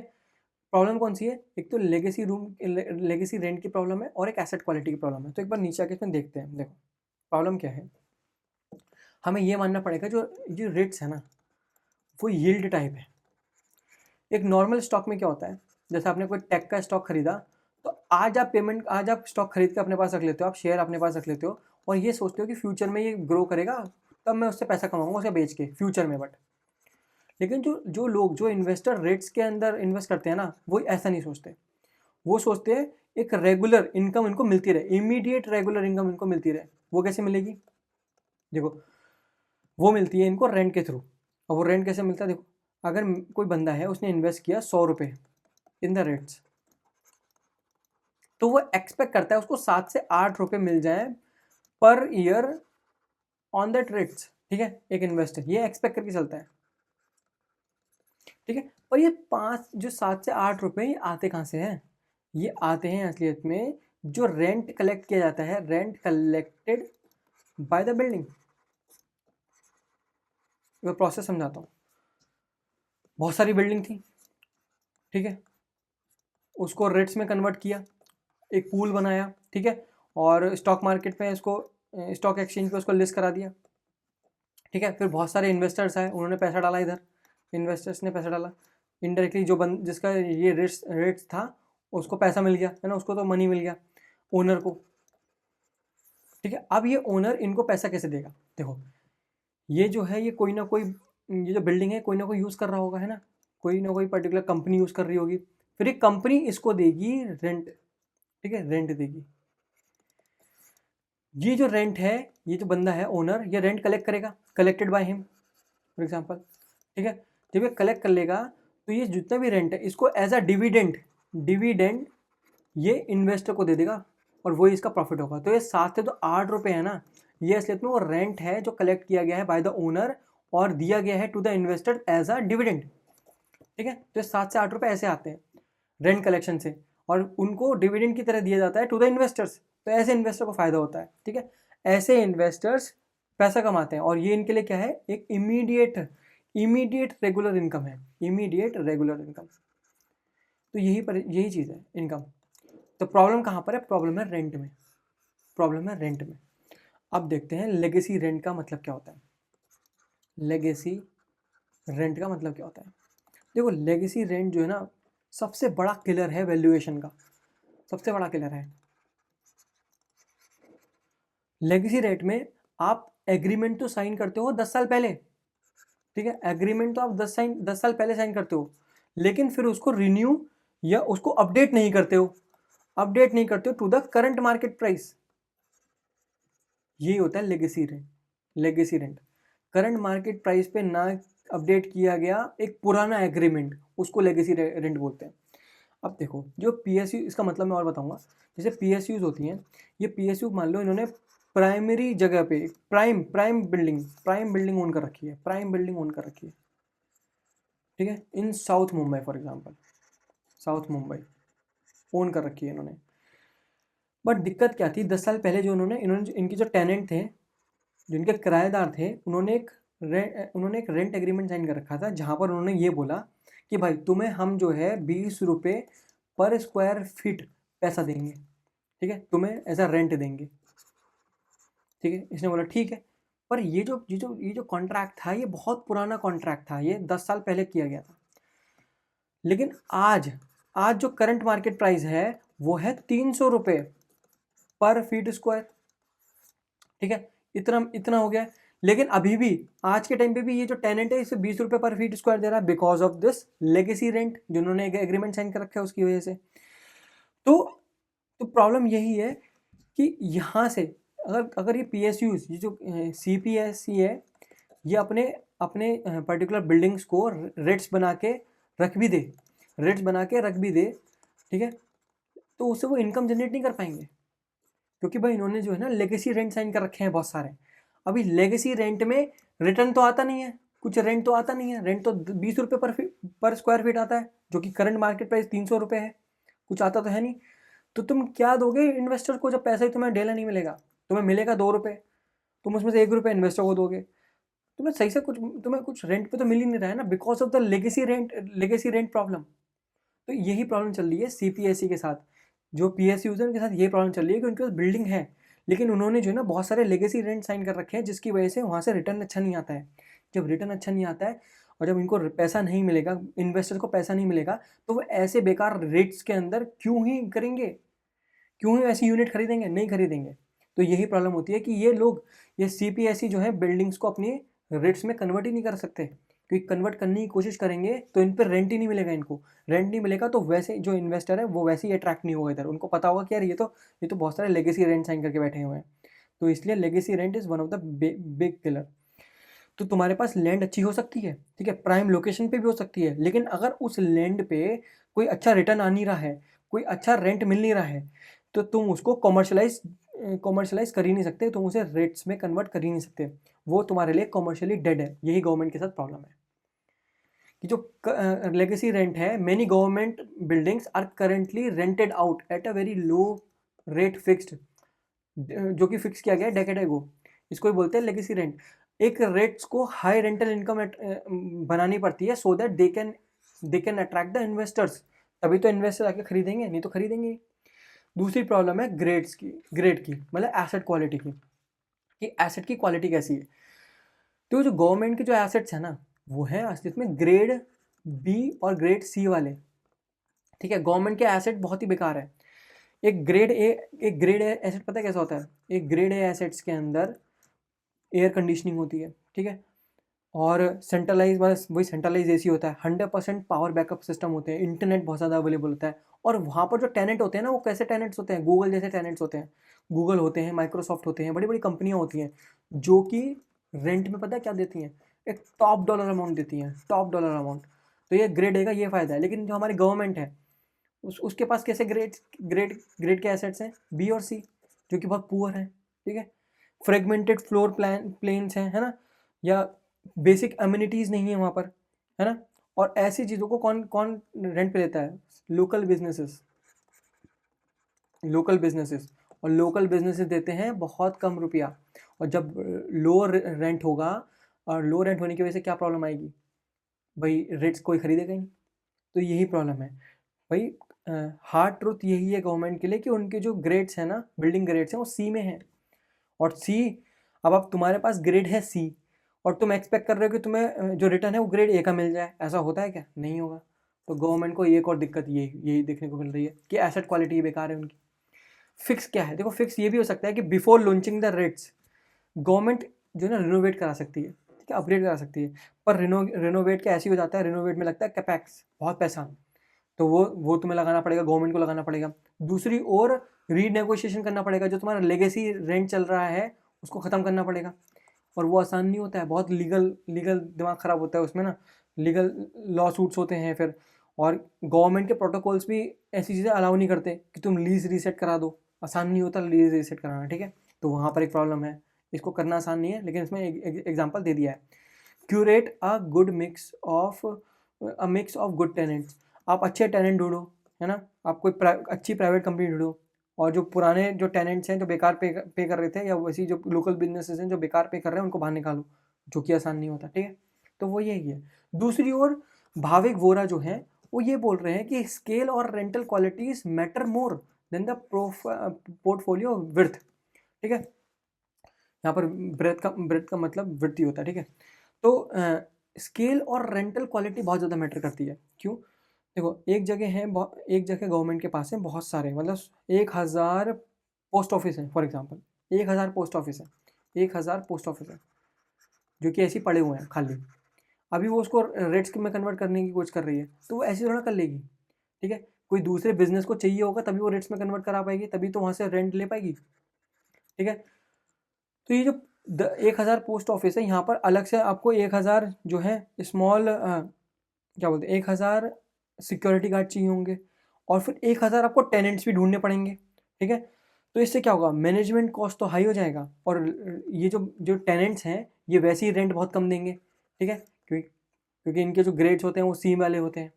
तो यहाँ पर ये भी दिक्कत आ जाएगी। और दूसरी ओर अगर गवर्नमेंट के पास नंबर 1 क्वालिटी के एसेट्स होंगे, तो अगर वो 5 भी हों तब भी उनको बहुत फ़ायदा होगा, उनको रेट्स में भी आराम से कन्वर्ट करा पाएंगे। उसमें जो टेनेंट्स होंगे वो गूगल और माइक्रोसॉफ्ट जैसे होंगे जो अच्छा रेंट देंगे। अच्छा रेंट देंगे तो रेट्स अच्छा परफॉर्म करेगा, अच्छा परफॉर्म करेगा तो इन्वेस्टर्स आएंगे, पैसा देंगे। इन्वेस्टर्स पैसा देंगे तो जो गवर्नमेंट का जो डेड एसेट है वो अपने आप ही जनरेट करने लग जाएगा इनकम, है ना, सिंपल।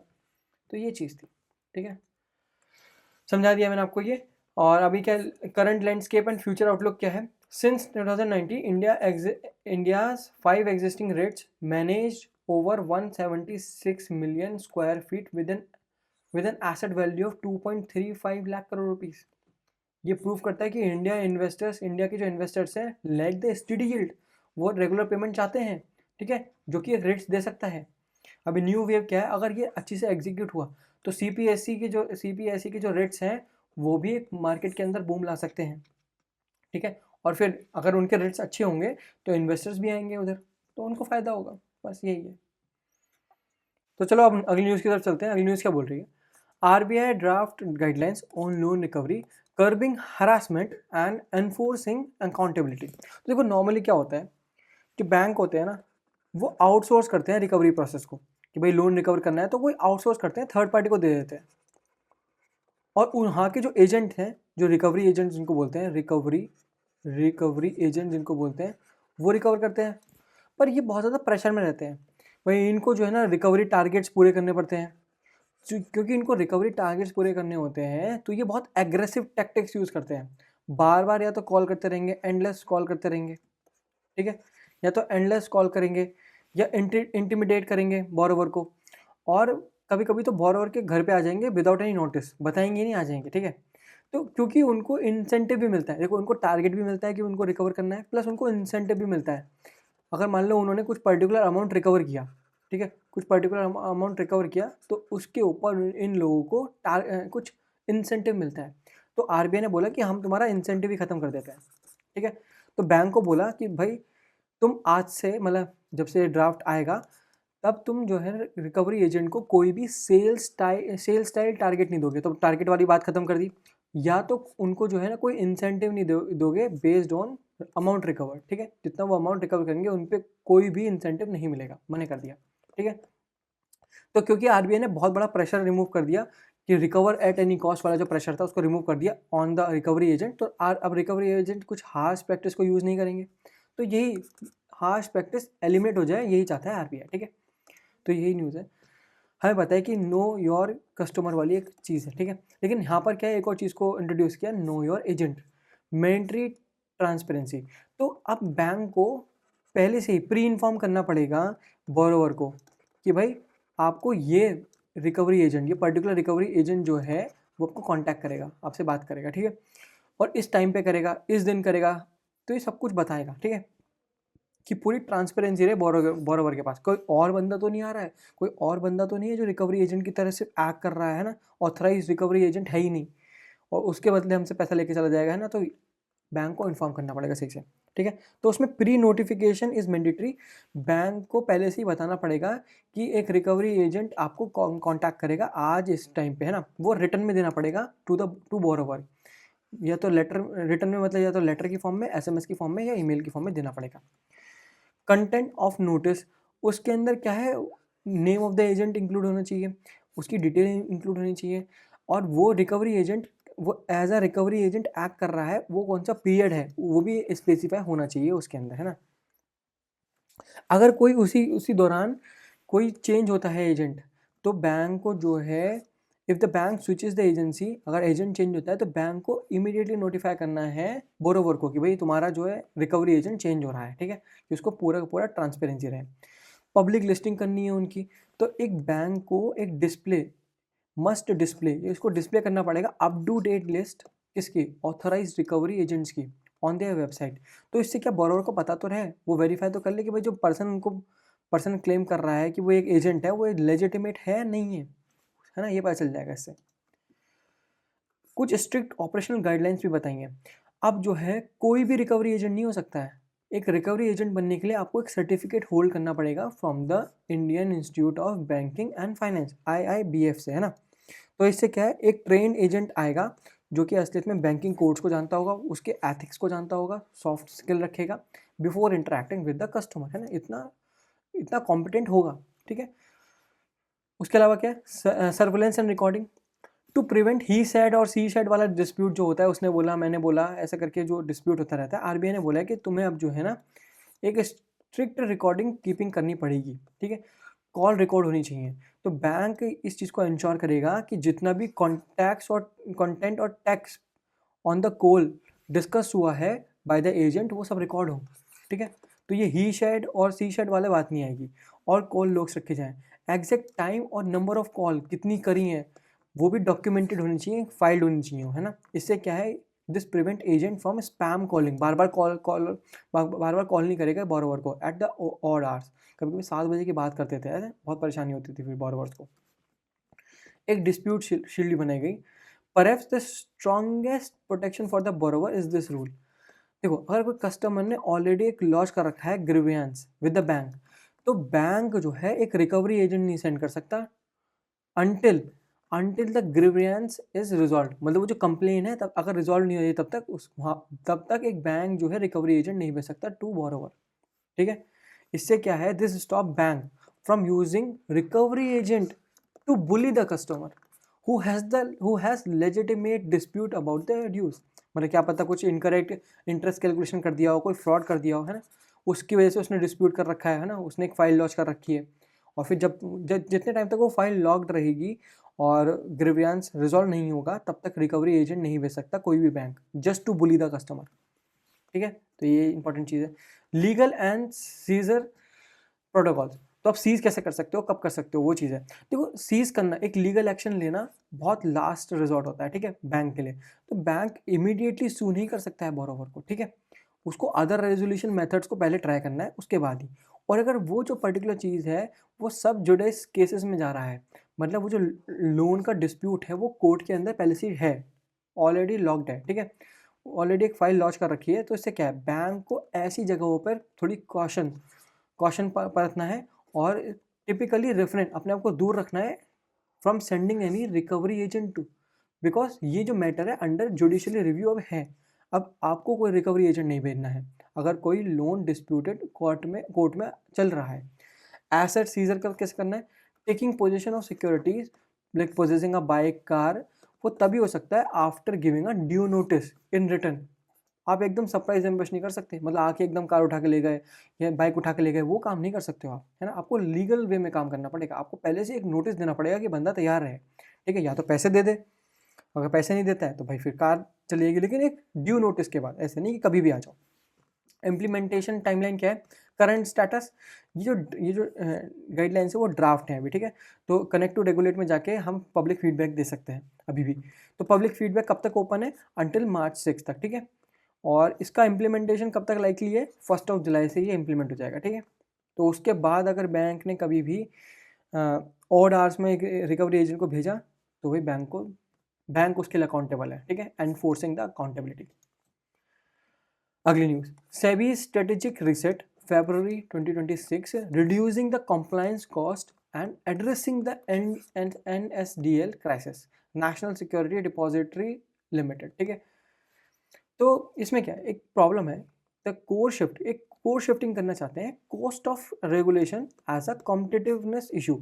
तो देखो, ये एक बहुत बड़ी प्रॉब्लम है, ये सेबी के जो चेयरमैन है तुहिन कांत पांडे ने भी एड्रेस किया कि हर एक रेगुलेशन का जो है ना एक प्राइस टैग होता है हमेशा, दैट वो प्राइस टैग जो है, वो जो प्राइस है ना, वो बहुत ज़्यादा हाई नहीं होना चाहिए। देखो, जब भी कोई प्रॉब्लम होती है, मान लो कोई प्रॉब्लम अगर हुई, फॉर एग्जांपल कोई स्कैम हुआ, ठीक है, अपने मार्केट के अंदर कोई स्कैम हुआ, तो उस स्कैम से बचाने के लिए जो सेबी हैं, जो रेगुलेटर्स हैं, वो क्या करते हैं, वो इमीडिएटली कोई नया रूल लेके आते हैं, ठीक है, कोई नए नॉर्म्स लेके आते हैं, ठीक है, क्योंकि वो नए रूल्स और नए नॉर्म्स लेके आए हैं, वो कंपनीज को ठीक है, मार्केट को मानने पड़ते हैं, ठीक है। उन रूल्स में कभी कभी ऐसा होता है कि कुछ आप कंपनीज को स्कैम से बचने के लिए कुछ अपग्रेड करना होता है ना, कुछ चीज़ें चेंज करनी होती हैं, ठीक है, अपने खुद का जो उनका खुद का डिजिटल इंफ्रास्ट्रक्चर है, कभी कभी वो चेंज करना पड़ता है। मार्केट में बहुत सारी चीज़ों जब रूल चेंज होते हैं तो क्या पता कभी ऐसा हो जाता है कि जो फॉरेन इन्वेस्टर्स होते हैं उन वही नहीं आते हैं, क्योंकि रूल ऐसे चेंज हो रहे होते हैं। तो जो रूल है ना वो इमीडिएट रिएक्टिव नेचर ना रखें, एक सोच समझी रूल्स हों। तो सेबी ने ये बोला, मतलब तोहिन खान पांडे हैं, उन्होंने ये बोला कि देखो हर एक रूल जो है ना कॉस्ट के साथ आता है, और कॉस्ट कभी भी बेनिफिट से ज़्यादा नहीं होना चाहिए। जिस टाइम कॉस्ट जो है बेनिफिट से ज़्यादा हो गया वो रूल कोई मतलब नहीं रखता। भाई उसने इकोनॉमी स्लो डाउन कर दी, या जो इन्वेस्टर्स थे उनको भगा दिया, है ना, या कंपनीज पे बर्डन क्रिएट कर दिया, फालतू का कंप्लाइंस बर्डन, जिससे नुकसान बहुत ज़्यादा हो रहा है कंपनी को बहुत ज़्यादा प्राइस पे करना पड़ रहा है, मार्केट को प्राइस ज़्यादा पे करना पड़ रहा है। ऐसे ऐसे रूल्स को लाना बहुत बेकार है, और ऐसे रूल को इमीडिएटली लाना जस्ट बिकॉज एक स्कैम हो गया है उसकी वजह से नहीं, बिना सोचे समझे आप इस रूल नहीं ला सकते। तो इसी चीज़ को एड्रेस किया है हमारे चेयरमैन तोहिन खान पांडे ने, ठीक है। तो थोड़ा सा पढ़ते हैं, फिर उसके ऊपर थोड़ा और बात करेंगे। सेबी जो है ना नॉर्मली एक नया रूल इंट्रोड्यूस करता है, जहाँ पर क्या है कुछ स्ट्रिक्टर रिपोर्टिंग नॉर्म्स लाता है या कोई नया डिस्क्लोजर फॉर्मेट लाता है। तो ये चीज़ें जो है ना बहुत कॉस्ट करती हैं कंपनी को मनी, ठीक है। और टाइम टू कंप्लाई, टाइम भी लगता है उसे। अगर ये कॉस्ट बहुत ज़्यादा हाई हो जाए तो जो इंडियन कंपनीज हैं वो लेस कॉम्पिटेटिव बन जाएंगी as compare to the global peers, हाँ, उनके उनके अगेंस्ट। तो चेयरमैन ये एक्सप्लिसिटली स्टेट कर रहे हैं कि कॉम्प्लायंस बर्डन जो है ना ज़्यादा हाई नहीं होना चाहिए, है ना, इन टर्म्स ऑफ कॉस्ट और टाइम। जो नए रूल लेके आए हो वो कंपनी माने, लेकिन वो रूल जो है ना, वो जो कॉस्ट है वो कम ही होना चाहिए बेनिफिट से, ठीक है। तो पहले क्या होता था, जो पहले रूल्स आते थे, जो पहले रूल्स बनते थे, जो पहले रेगुलेशंस होती थी, वो होती थी रेगुलेशंस बाय मैंडेट, ठीक है। लेकिन अब उसको शिफ्ट कर रहे हैं किसमें, रेगुलेशंस बाय इकोनॉमिक एविडेंस, ठीक है। अब किसी रूल, जब पहले रूल आते थे, जब मैंडेट में रूल आते थे, रूल्स बाय मैंडेट के थ्रू आते थे, तो कंपनी तो ये चीज़ें पूछी नहीं जाती थी। ये बहुत कम पूछा जाता था कि कितना ये एक कंपनी को कॉस्ट करेगा ये रूल, ये पूछा ही नहीं जाता था। लेकिन अब रेगुलेशन बाय इकोनॉमिक एविडेंस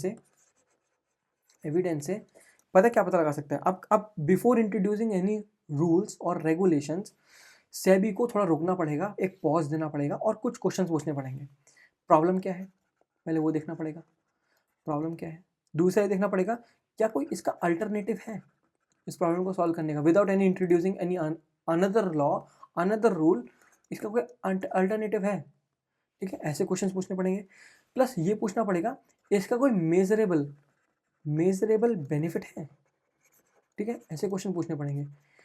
अगर मान लो इन्वेस्टर क्या इससे अच्छा खासा अमाउंट सेव कर पा रहा है, ठीक है, मतलब जो भी स्कैम हुआ है उससे उससे बच पा रहा है, ठीक है, या कोई इसका मेजरेबल कॉस्ट है।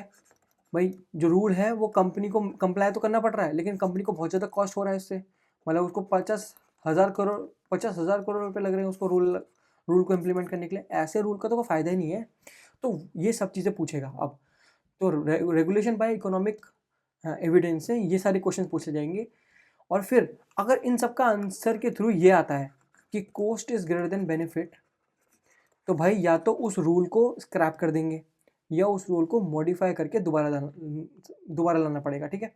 तो अब जो है रेगुलेशन बाय मैंडेट ना होके रेगुलेशन बाय इकोनॉमिक एविडेंस हो रहा है, ठीक है। तो इसके लिए इन्होंने कमेटी बिठाई है, अभी आगे पढ़ते हैं, ठीक है। तो इसके लिए सॉल्यूशन क्या था, सॉल्यूशन है RIA। To fix this particular problem SEBI जो है अडॉप्ट कर रहा है एक फॉर्मल फ्रेमवर्क जिसको बोल रहे हैं रेगुलेटरी इम्पैक्ट असेसमेंट, जो मैंने आपको बताया। ये यही काम कर रहा है जो मैंने आपको बताया ना कि भाई सेबी अब क्वेश्चन पूछेगा कि कॉस्ट ज़्यादा है या बेनिफिट ज़्यादा है इस रूल का।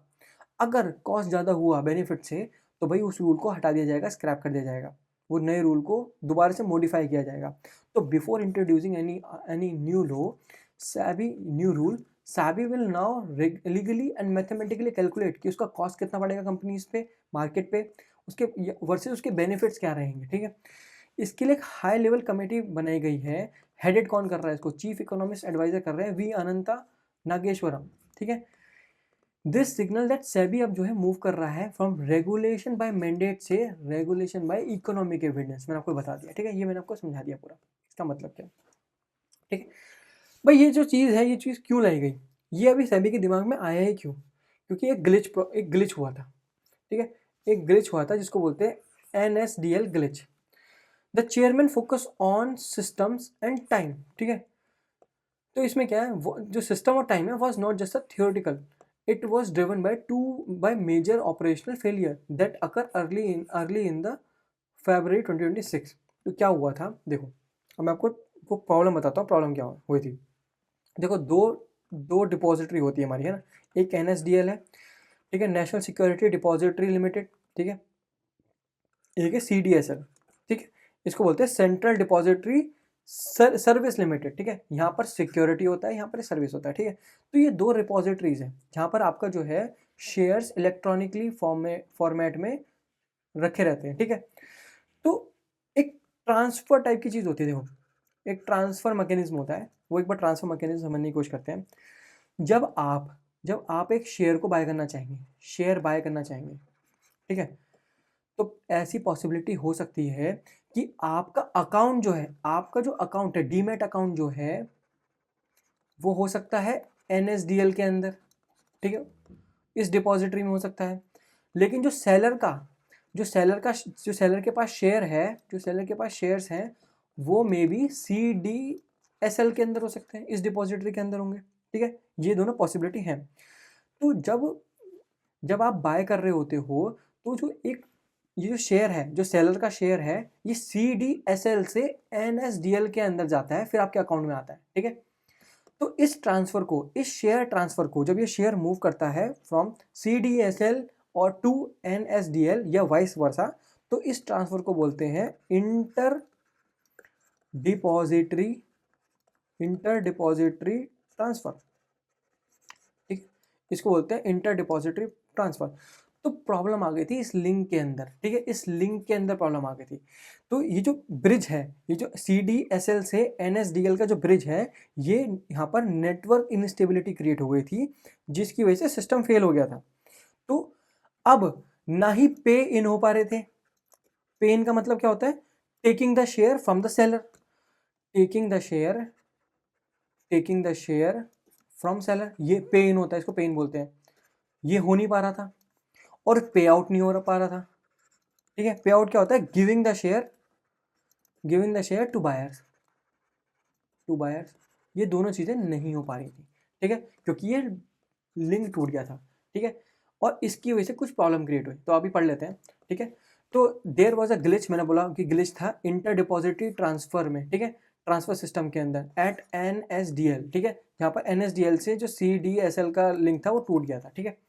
तो इंडिया के पास दो मेन डिपॉजिटरी मैंने आपको बता दिया, जो आपकी इलेक्ट्रॉनिक फॉर्मेट में शेयर को होल्ड करके रखती है, जहाँ पर आप सेल करते हो शेयर करते, मतलब सेल करते हो अपने शेयर, है ना।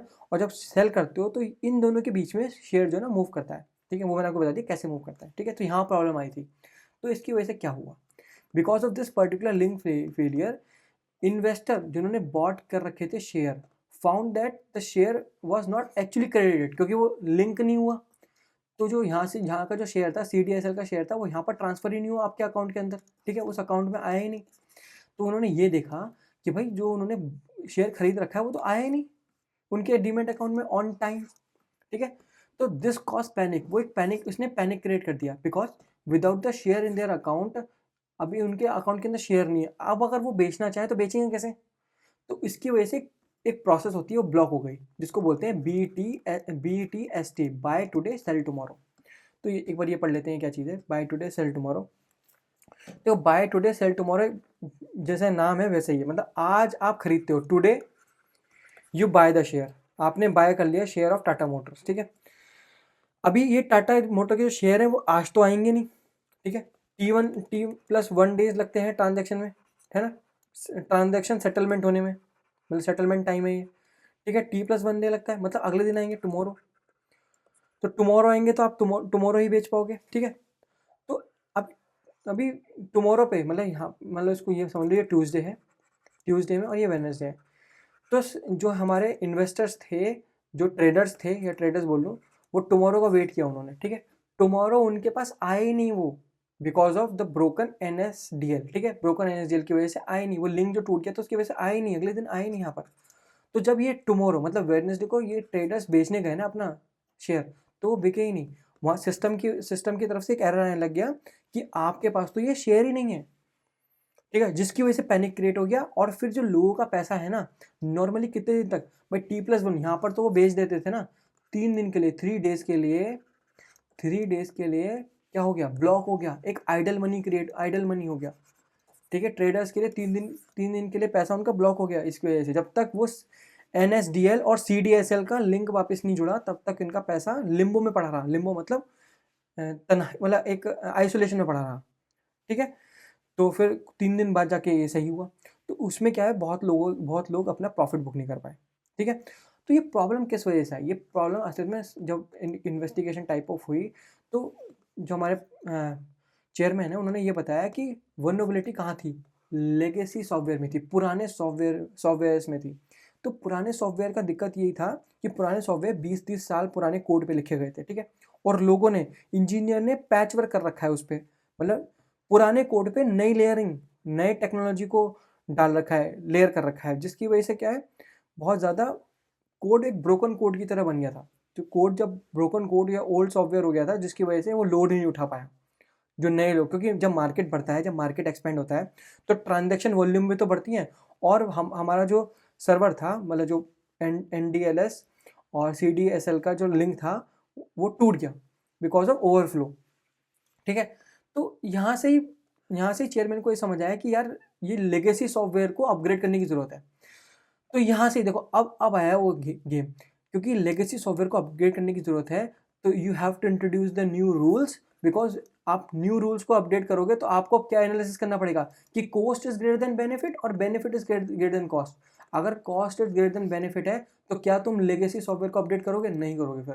लेकिन benefit is greater than cost हुआ तो तुम लेगेसी सॉफ्टवेयर को अपडेट करोगे। तो यहाँ से वो ऐसा लिंकेज बना कि बिकॉज लेगेसी सॉफ्टवेयर को अपग्रेड करना पड़ेगा टू प्रिवेंट कि ऐसी चीज़ें ना हो दोबारा से, है ना, दोबारा ना हो, तो आपको लेगेसी सॉफ्टवेयर अपडेट करने पड़ेंगे। अब यहाँ पर ऐसे रूल लाने पड़ेंगे जो रेगुलेशन बाय इकोनॉमिक एविडेंस हो कि वहाँ पर कॉस्ट बढ़ा या बेनिफिट बढ़ा, है ना, क्या बढ़ा, तो उसके बेसिस पे रूल आएंगे अब, ठीक है। तो ऐसे करके पूरी स्टोरी बनी। आपको समझ आ गया होगा कि स्टोरी कैसे आ रही है, ठीक है, पिक्चर कैसे क्रिएट हुई, ठीक है। तो ये इंस्टीट्यूशनलाइजिंग द चेंज, तो सेंटर फॉर रेगुलेटरी स्टडी, ठीक है। तो एक नई बॉडी बनाई गई सेंटर फॉर रेगुलेटरी स्टडीज नाम से, ठीक है, is launched at the national institute of security market NISM। इसका पर्पस देखो, ये जो पर्टिकुलर CRS है, CRS बोल देते हैं इसको, सेंटर फॉर रेगुलेटरी स्टडी, ये एक बॉडी है। यही बॉडी है वो जो हमने बोला था ना कि वो कॉस्ट बेनिफिट कौन बड़ा है उसको कौन कैलकुलेट करेगा मैथमेटिकली, वो यही स्टडी करेगी। ये एक सेंटर ऑफ एक्सीलेंस है, COE है, सेंटर ऑफ एक्सीलेंस है जो बनाया गया है। ये कोई कमेटी नहीं है, जो एक दिन बैठती है, ये कंटिन्यूस वर्क करती है, कंटिन्यूस रूल को चेक करती है, जो भी नए रूल्स आते हैं। क्योंकि पहले रूल कौन बनाता था, ये पहले रूल देखो, नॉर्मल रूल कैसे बनते हैं, जब रूल्स बनते हैं तो रूल्स ब्यूरोक्रेट्स बनाते हैं, ब्यूरोक्रेट्स और लॉयर मिलके बनाते हैं, ठीक है, ठीक है। फिर उसको ज़्यादा उसको स्टडी नहीं किया जाता, उसको इंडिया के एनवायरनमेंट पे स्टडी नहीं किया जाता। नॉर्मली क्या करते हैं ये लोग, कॉपी पेस्ट करते हैं, बाहर से कॉपी कर लेंगे और फिर पेस्ट कर देंगे। तो कॉपी मतलब ग्लोबल अथॉरिटीज़ का या ग्लोबल मार्केट का जो भी डॉक्यूमेंट होगा वो कॉपी कर लेंगे और फिर अपने उसमें डाल देंगे। पर क्या ग्लोबल लेवल पे जो चीज़ें एप्लीकेबल हैं वो क्या इंडिया के एनवायरनमेंट के लिए एप्लीकेबल होंगी, नहीं। तो उस जो रूल आपने ब्यूरोक्रेट ने बनाए हैं उसको दोबारा से रीअसेस करने के लिए ये CRS बनाया गया कि भाई वो अपनी तरफ से भी एक बार देखे और ये सब एनालिसिस करे कि भाई क्या इंडियन एनवायरनमेंट में ये सब चीज़ें काम करेंगी, नहीं करेंगी। अगर करेंगी तो फिर उसके ऊपर एविडेंस देखें, है ना, इकोनॉमिक एविडेंस देखें कि हाँ करेंगी तो ऐसे करेंगी, ठीक है। तो ये पूरा कंटिन्यूस प्रोसेस है। तो ऐसा है, मतलब CRS जो है, CRS एक इंजन रूम है किसके लिए, फॉर RIA, ठीक है, RIA के लिए, ठीक है। अभी RIA क्या है, देखो RIA ये है रेगुलेटरी इम्पैक्ट असेसमेंट, तो इसका मेन इंजन है ये, ठीक है। आपको स्टोरी कनेक्ट होती हुई दिख रही होगी, ठीक है। तो क्या होगा, सेबी कोई नया रूल प्रपोज करेगा, फिर CRS क्या करेगा, उस रूल को बार बार चेक करेगा, उसके सारे पोटेंशियल इम्पैक्ट्स देखेगा, इकोनॉमिक एविडेंस देखेगा, ठीक है। फिर उसके बाद उसको रिफाइन करेगा और फिर उसको लॉन्च कर देगा। फिर लॉन्च करने के बाद ऐसा नहीं कि बैठ जाएगा, नहीं, फिर उसको रीअसेस करा जाएगा, पोस्ट इम्प्लीमेंटेशन रिव्यू किया जाएगा कि अब कैसा परफॉर्म कर रहा है ये। अगर गलत परफॉर्म करेगा तो वापस ले लिया जाएगा उसको एकदम। तो ये है, ठीक है, आपको समझ आ गया होगा ये। अगला, parliamentary watch, labour formalisation, privatisation, log jam and road safety overhauling. तो इसको जल्दी जल्दी पढ़ के खत्म करते हैं। Formalisation of the workforce, security, social security and EPFO. तो एक डाटा रिप्रेजेंट किया गया by the ministry of state for labour. उसने इंडिकेट किया कि अ मैसिव स्ट्रक्चरल शिफ्ट हुआ in the Indian economy, the formalisation of the workforce, एक big number. Social security coverage rate जो है ना, कितना जंप हो गया 19% से, जो कि 2015 में था, टू 64.3%। ये बहुत इंपॉर्टेंट नंबर है, याद रख लेना, इन 2025, ठीक है। ये क्या बता रहा है? This is one of the fastest expansion of the social net, social safety net, यहाँ पर पेंशन, इंश्योरेंस और प्रोविडेंट फंड को कवर किया गया है। मतलब मिलियंस ऑफ वर्कर्स जो पहले अनऑर्गेनाइज सेक्टर में थे, उनको पेड इन कैश मिलता था, कोई बेनिफिट नहीं मिलता था, अब वो एक फॉर्मल सिस्टम के अंदर आ गए हैं, जो कि पेंशन, इंश्योरेंस और प्रोविडेंट फंड वाला है। अब उनके लॉन्ग टर्म सिक्योरिटीज बन गई हैं, ठीक है। इसका मेन ड्राइवर कौन है? ईपीएफओ मेन ड्राइवर है, ठीक है। Is the main engine behind this. Active member कितने हैं? कंट्रीब्यूटिंग मेंबर्स इसमें 48.9 मिलियन है, जो कि फाइनेंशियल ईयर 20 में थे। अभी कितने हो गए? 73.7 मिलियन है, जो कि फाइनेंशियल ईयर 24 में है ना। तो new businesses, the number of new establishment registering with the EPFO, वो भी डबल हो गया है। 1.17 लाख थे, अब कितने हो गए? 2.94 लाख। भाई ये तो इंपॉर्टेंट डाटा है, थोड़ा याद कर लेना, ठीक है। तो बस यही एक इंपॉर्टेंट चीज़ थी। आगे क्या देखते हैं? The policy logjam, PSC policy. देखो इसमें भी एक बहुत इंपॉर्टेंट चीज़ है कि while the labour numbers are positive, जो लेबर नंबर है पॉजिटिव, जो पीछे वाली इन्फॉर्मेशन थी बहुत पॉजिटिव शो कर रही है, पर दूसरी जगह एक फेलियर दिखाया जा रहा है गवर्नमेंट का इकोनॉमिक रिफॉर्म्स के। एजेंडा क्या है रिगार्डिंग दिस प्राइवेटाइजेशन? एक पॉलिसी लाई गई थी आत्मनिर्भर भारत, ठीक है, जो कि नोटिफाई करी गई थी कब? फरवरी 2021 में। इस पॉलिसी के तहत गवर्नमेंट को अपनी बैलेंस शीट को क्लीन अप करना था इन सम वे। वो सम वे क्या था? 2 बकेट्स बनाए गए, एक स्ट्रेटेजिक सेक्टर बनाया गया और एक नॉन स्ट्रेटेजिक सेक्टर बनाया गया। और बोला गया कि गवर्नमेंट जो है अपना बेयर मिनिमम प्रेजेंस रखेगी स्ट्रेटेजिक सेक्टर में। The government keep a bare minimum presence in the strategic sector, क्योंकि this is very important. National security is one of the important thing, energy on the other self is one of the important thing as well. कैसे भाई? Atomic energy, space and defence, ये इसमें government का bear minimum presence होना चाहिए, ठीक है। Plus power, petroleum, coal and minerals, इन पे भी होना चाहिए गवर्नमेंट का मिनिमम प्रेजेंस, क्योंकि यहाँ पर 100% प्राइवेटाइजेशन नहीं कर सकते, क्योंकि अगर 100% प्राइवेटाइजेशन किया तो फिर लोग सिर्फ फ़ायदा उठाने के लिए करेंगे, पब्लिक सेफ्टी या जनरल पब्लिक के लिए कोई कुछ नहीं करेगा। इसलिए स्ट्रेटेजिक सेक्टर में गवर्नमेंट को अपना बेयर मिनिमम बोला गया कि तुम अपना प्रेजेंस रखोगे, जो कि उन्होंने किया, बहुत बढ़िया। लेकिन दूसरी ओर ये बोला गया नॉन स्ट्रेटेजिक सेक्टर में, स्टील, टूरिज्म में, कि गवर्नमेंट को कंप्लीटली एग्जिट हो जाना चाहिए और प्राइवेटाइजेशन करना चाहिए या तो क्लोजर करना चाहिए। क्यों क्यों बोला? क्योंकि ये जो सेक्टर्स थे ये कंटिन्यूसली लॉस मेकिंग थे, ठीक है। तो अगर गवर्नमेंट अपनी बैलेंस शीट के अंदर इसको रखेगी तो हर साल लॉस में रहेगी। अगर हर साल लॉस में रहेगी, उसको कवर अप करने के लिए टैक्स पेयर का मनी बर्न आउट हो जाएगा। टैक्स पेयर का मनी बर्न आउट ना हो और गवर्नमेंट को एक अच्छा फिजिकल कंसोलिडेशन मिले, तो उनको बोला गया नॉन स्ट्रेटेजिक सेक्टर में तुम प्राइवेटाइजेशन कर दो। जितना भी तुम्हारे पास उसकी सारी की सारी क्या बोलते हैं शेयर्स हैं अपने स्टील के अंदर, टूरिज्म के अंदर, जो भी तुम्हारी कंपनीज है सबको बेच डालो, डिसइन्वेस्टमेंट कर डालो, ठीक है, और कंप्लीटली एग्जिट कर दो। अगर तुम एग्जिट कंप्लीटली नहीं कर पा रहे हो तो उसको पूरा का पूरा बंद कर दो, क्लोजर कर दो, ठीक है। जो कि गवर्नमेंट नहीं किया। गवर्नमेंट ने बोला कि हम करेंगे ऐसा, हम एक अच्छा फिजिकल पूरा वो बनाएंगे, फिजिकल कंसोलिडेशन करेंगे, लेकिन गवर्नमेंट ने किया नहीं।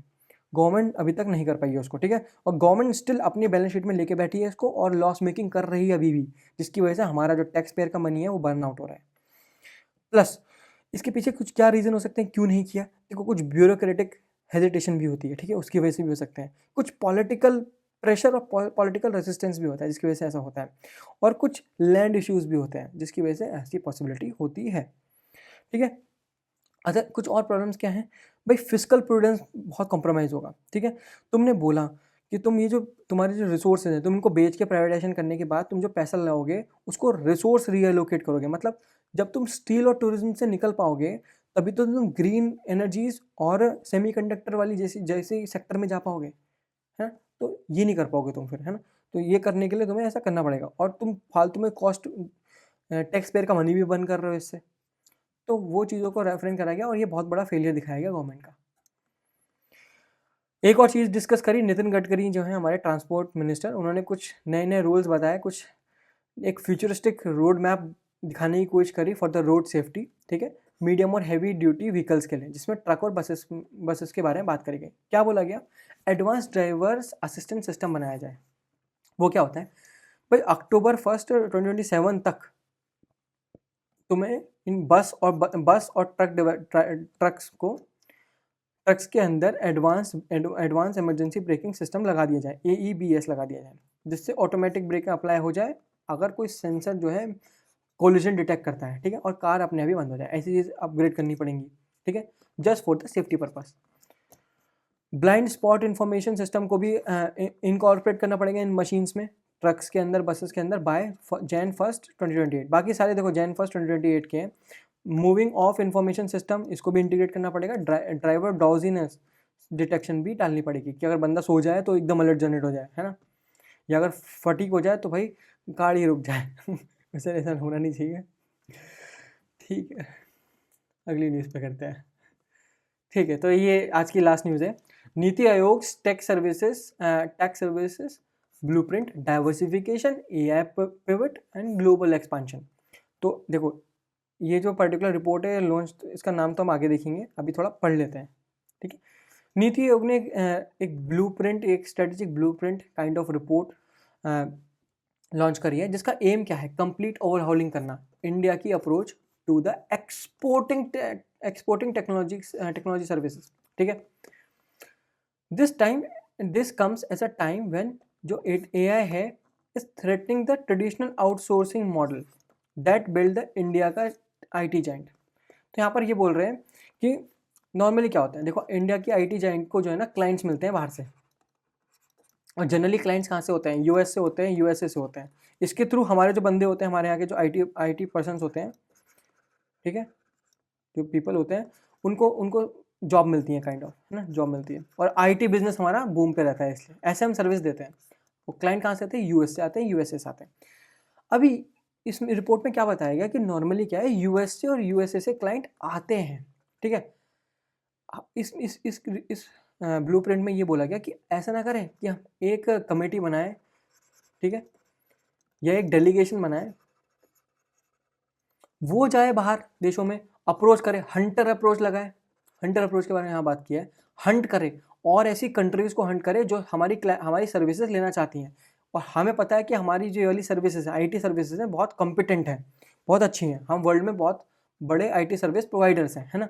तो हम एक ऐसी कमेटी बनाएंगे, ये कोई ऐसी डेलीगेशन बनाए जो बाहर देशों में जाए और वो हंट करे वैसी कंट्रीज़ को, मैक्सिको, मतलब जापान, जर्मनी, ऐसी बड़ी बड़ी कंट्रीज़ को हंट करे, और फिर वहाँ से क्लाइंट लेके आए।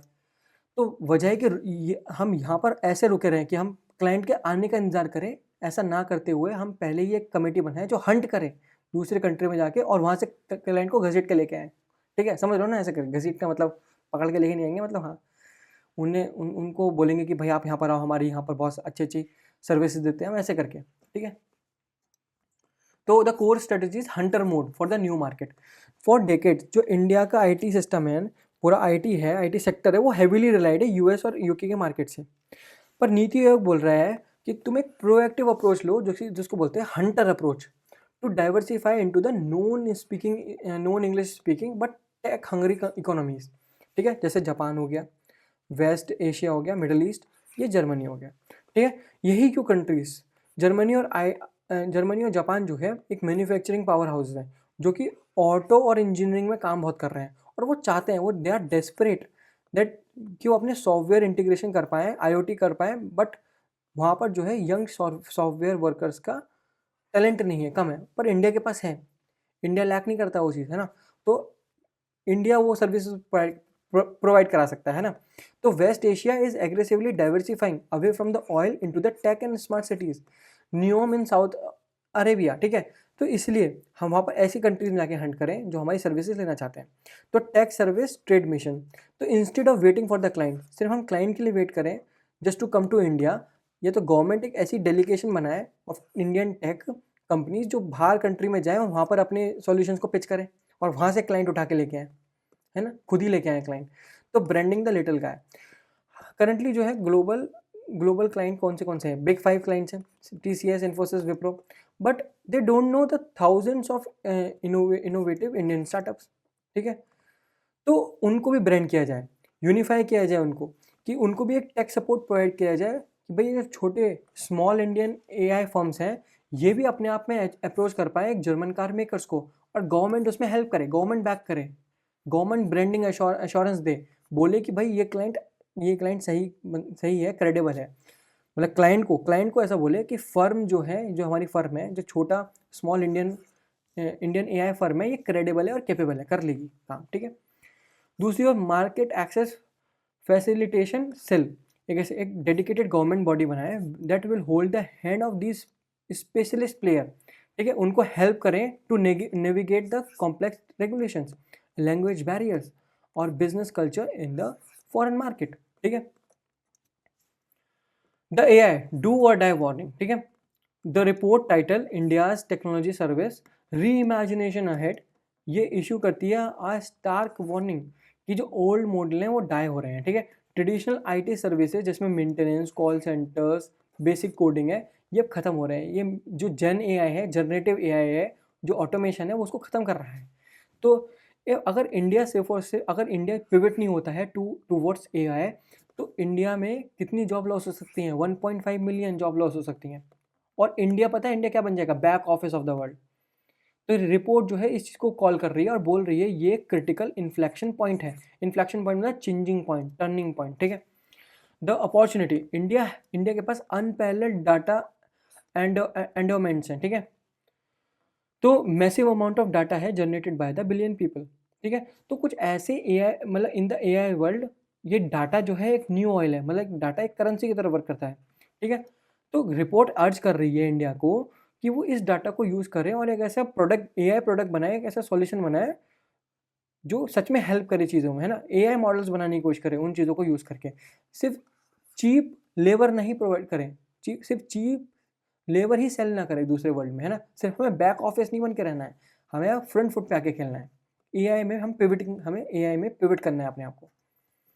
रीस्किलिंग, नॉर्मली क्या होता है, या आपके पास अगर स्किल नहीं होती तो आपको फायर कर दिया जाता है, ठीक है। तो यहाँ पर बोला है कि फायर मत करो, उनको रीस्किल करो, उनको रीडिप्लॉय करो, ठीक है। उनको सिखाओ जॉब, कंपनी उनको सिखाए, ना कि उनको भगा दे सीधे, है ना, उनको फायर ना करे। Numbers, by reskilling the workforce in AI और मशीन लर्निंग, इंडस्ट्री कितने जॉब्स को प्रोटेक्ट कर सकती है? 1.5 मिलियन जॉब्स को प्रोटेक्ट कर सकती है जो भी रिस्क में है, ठीक है। और वैल्यू चेन में भी ऊपर जा सकती है, from fixing the work to designing the AI models, ठीक है।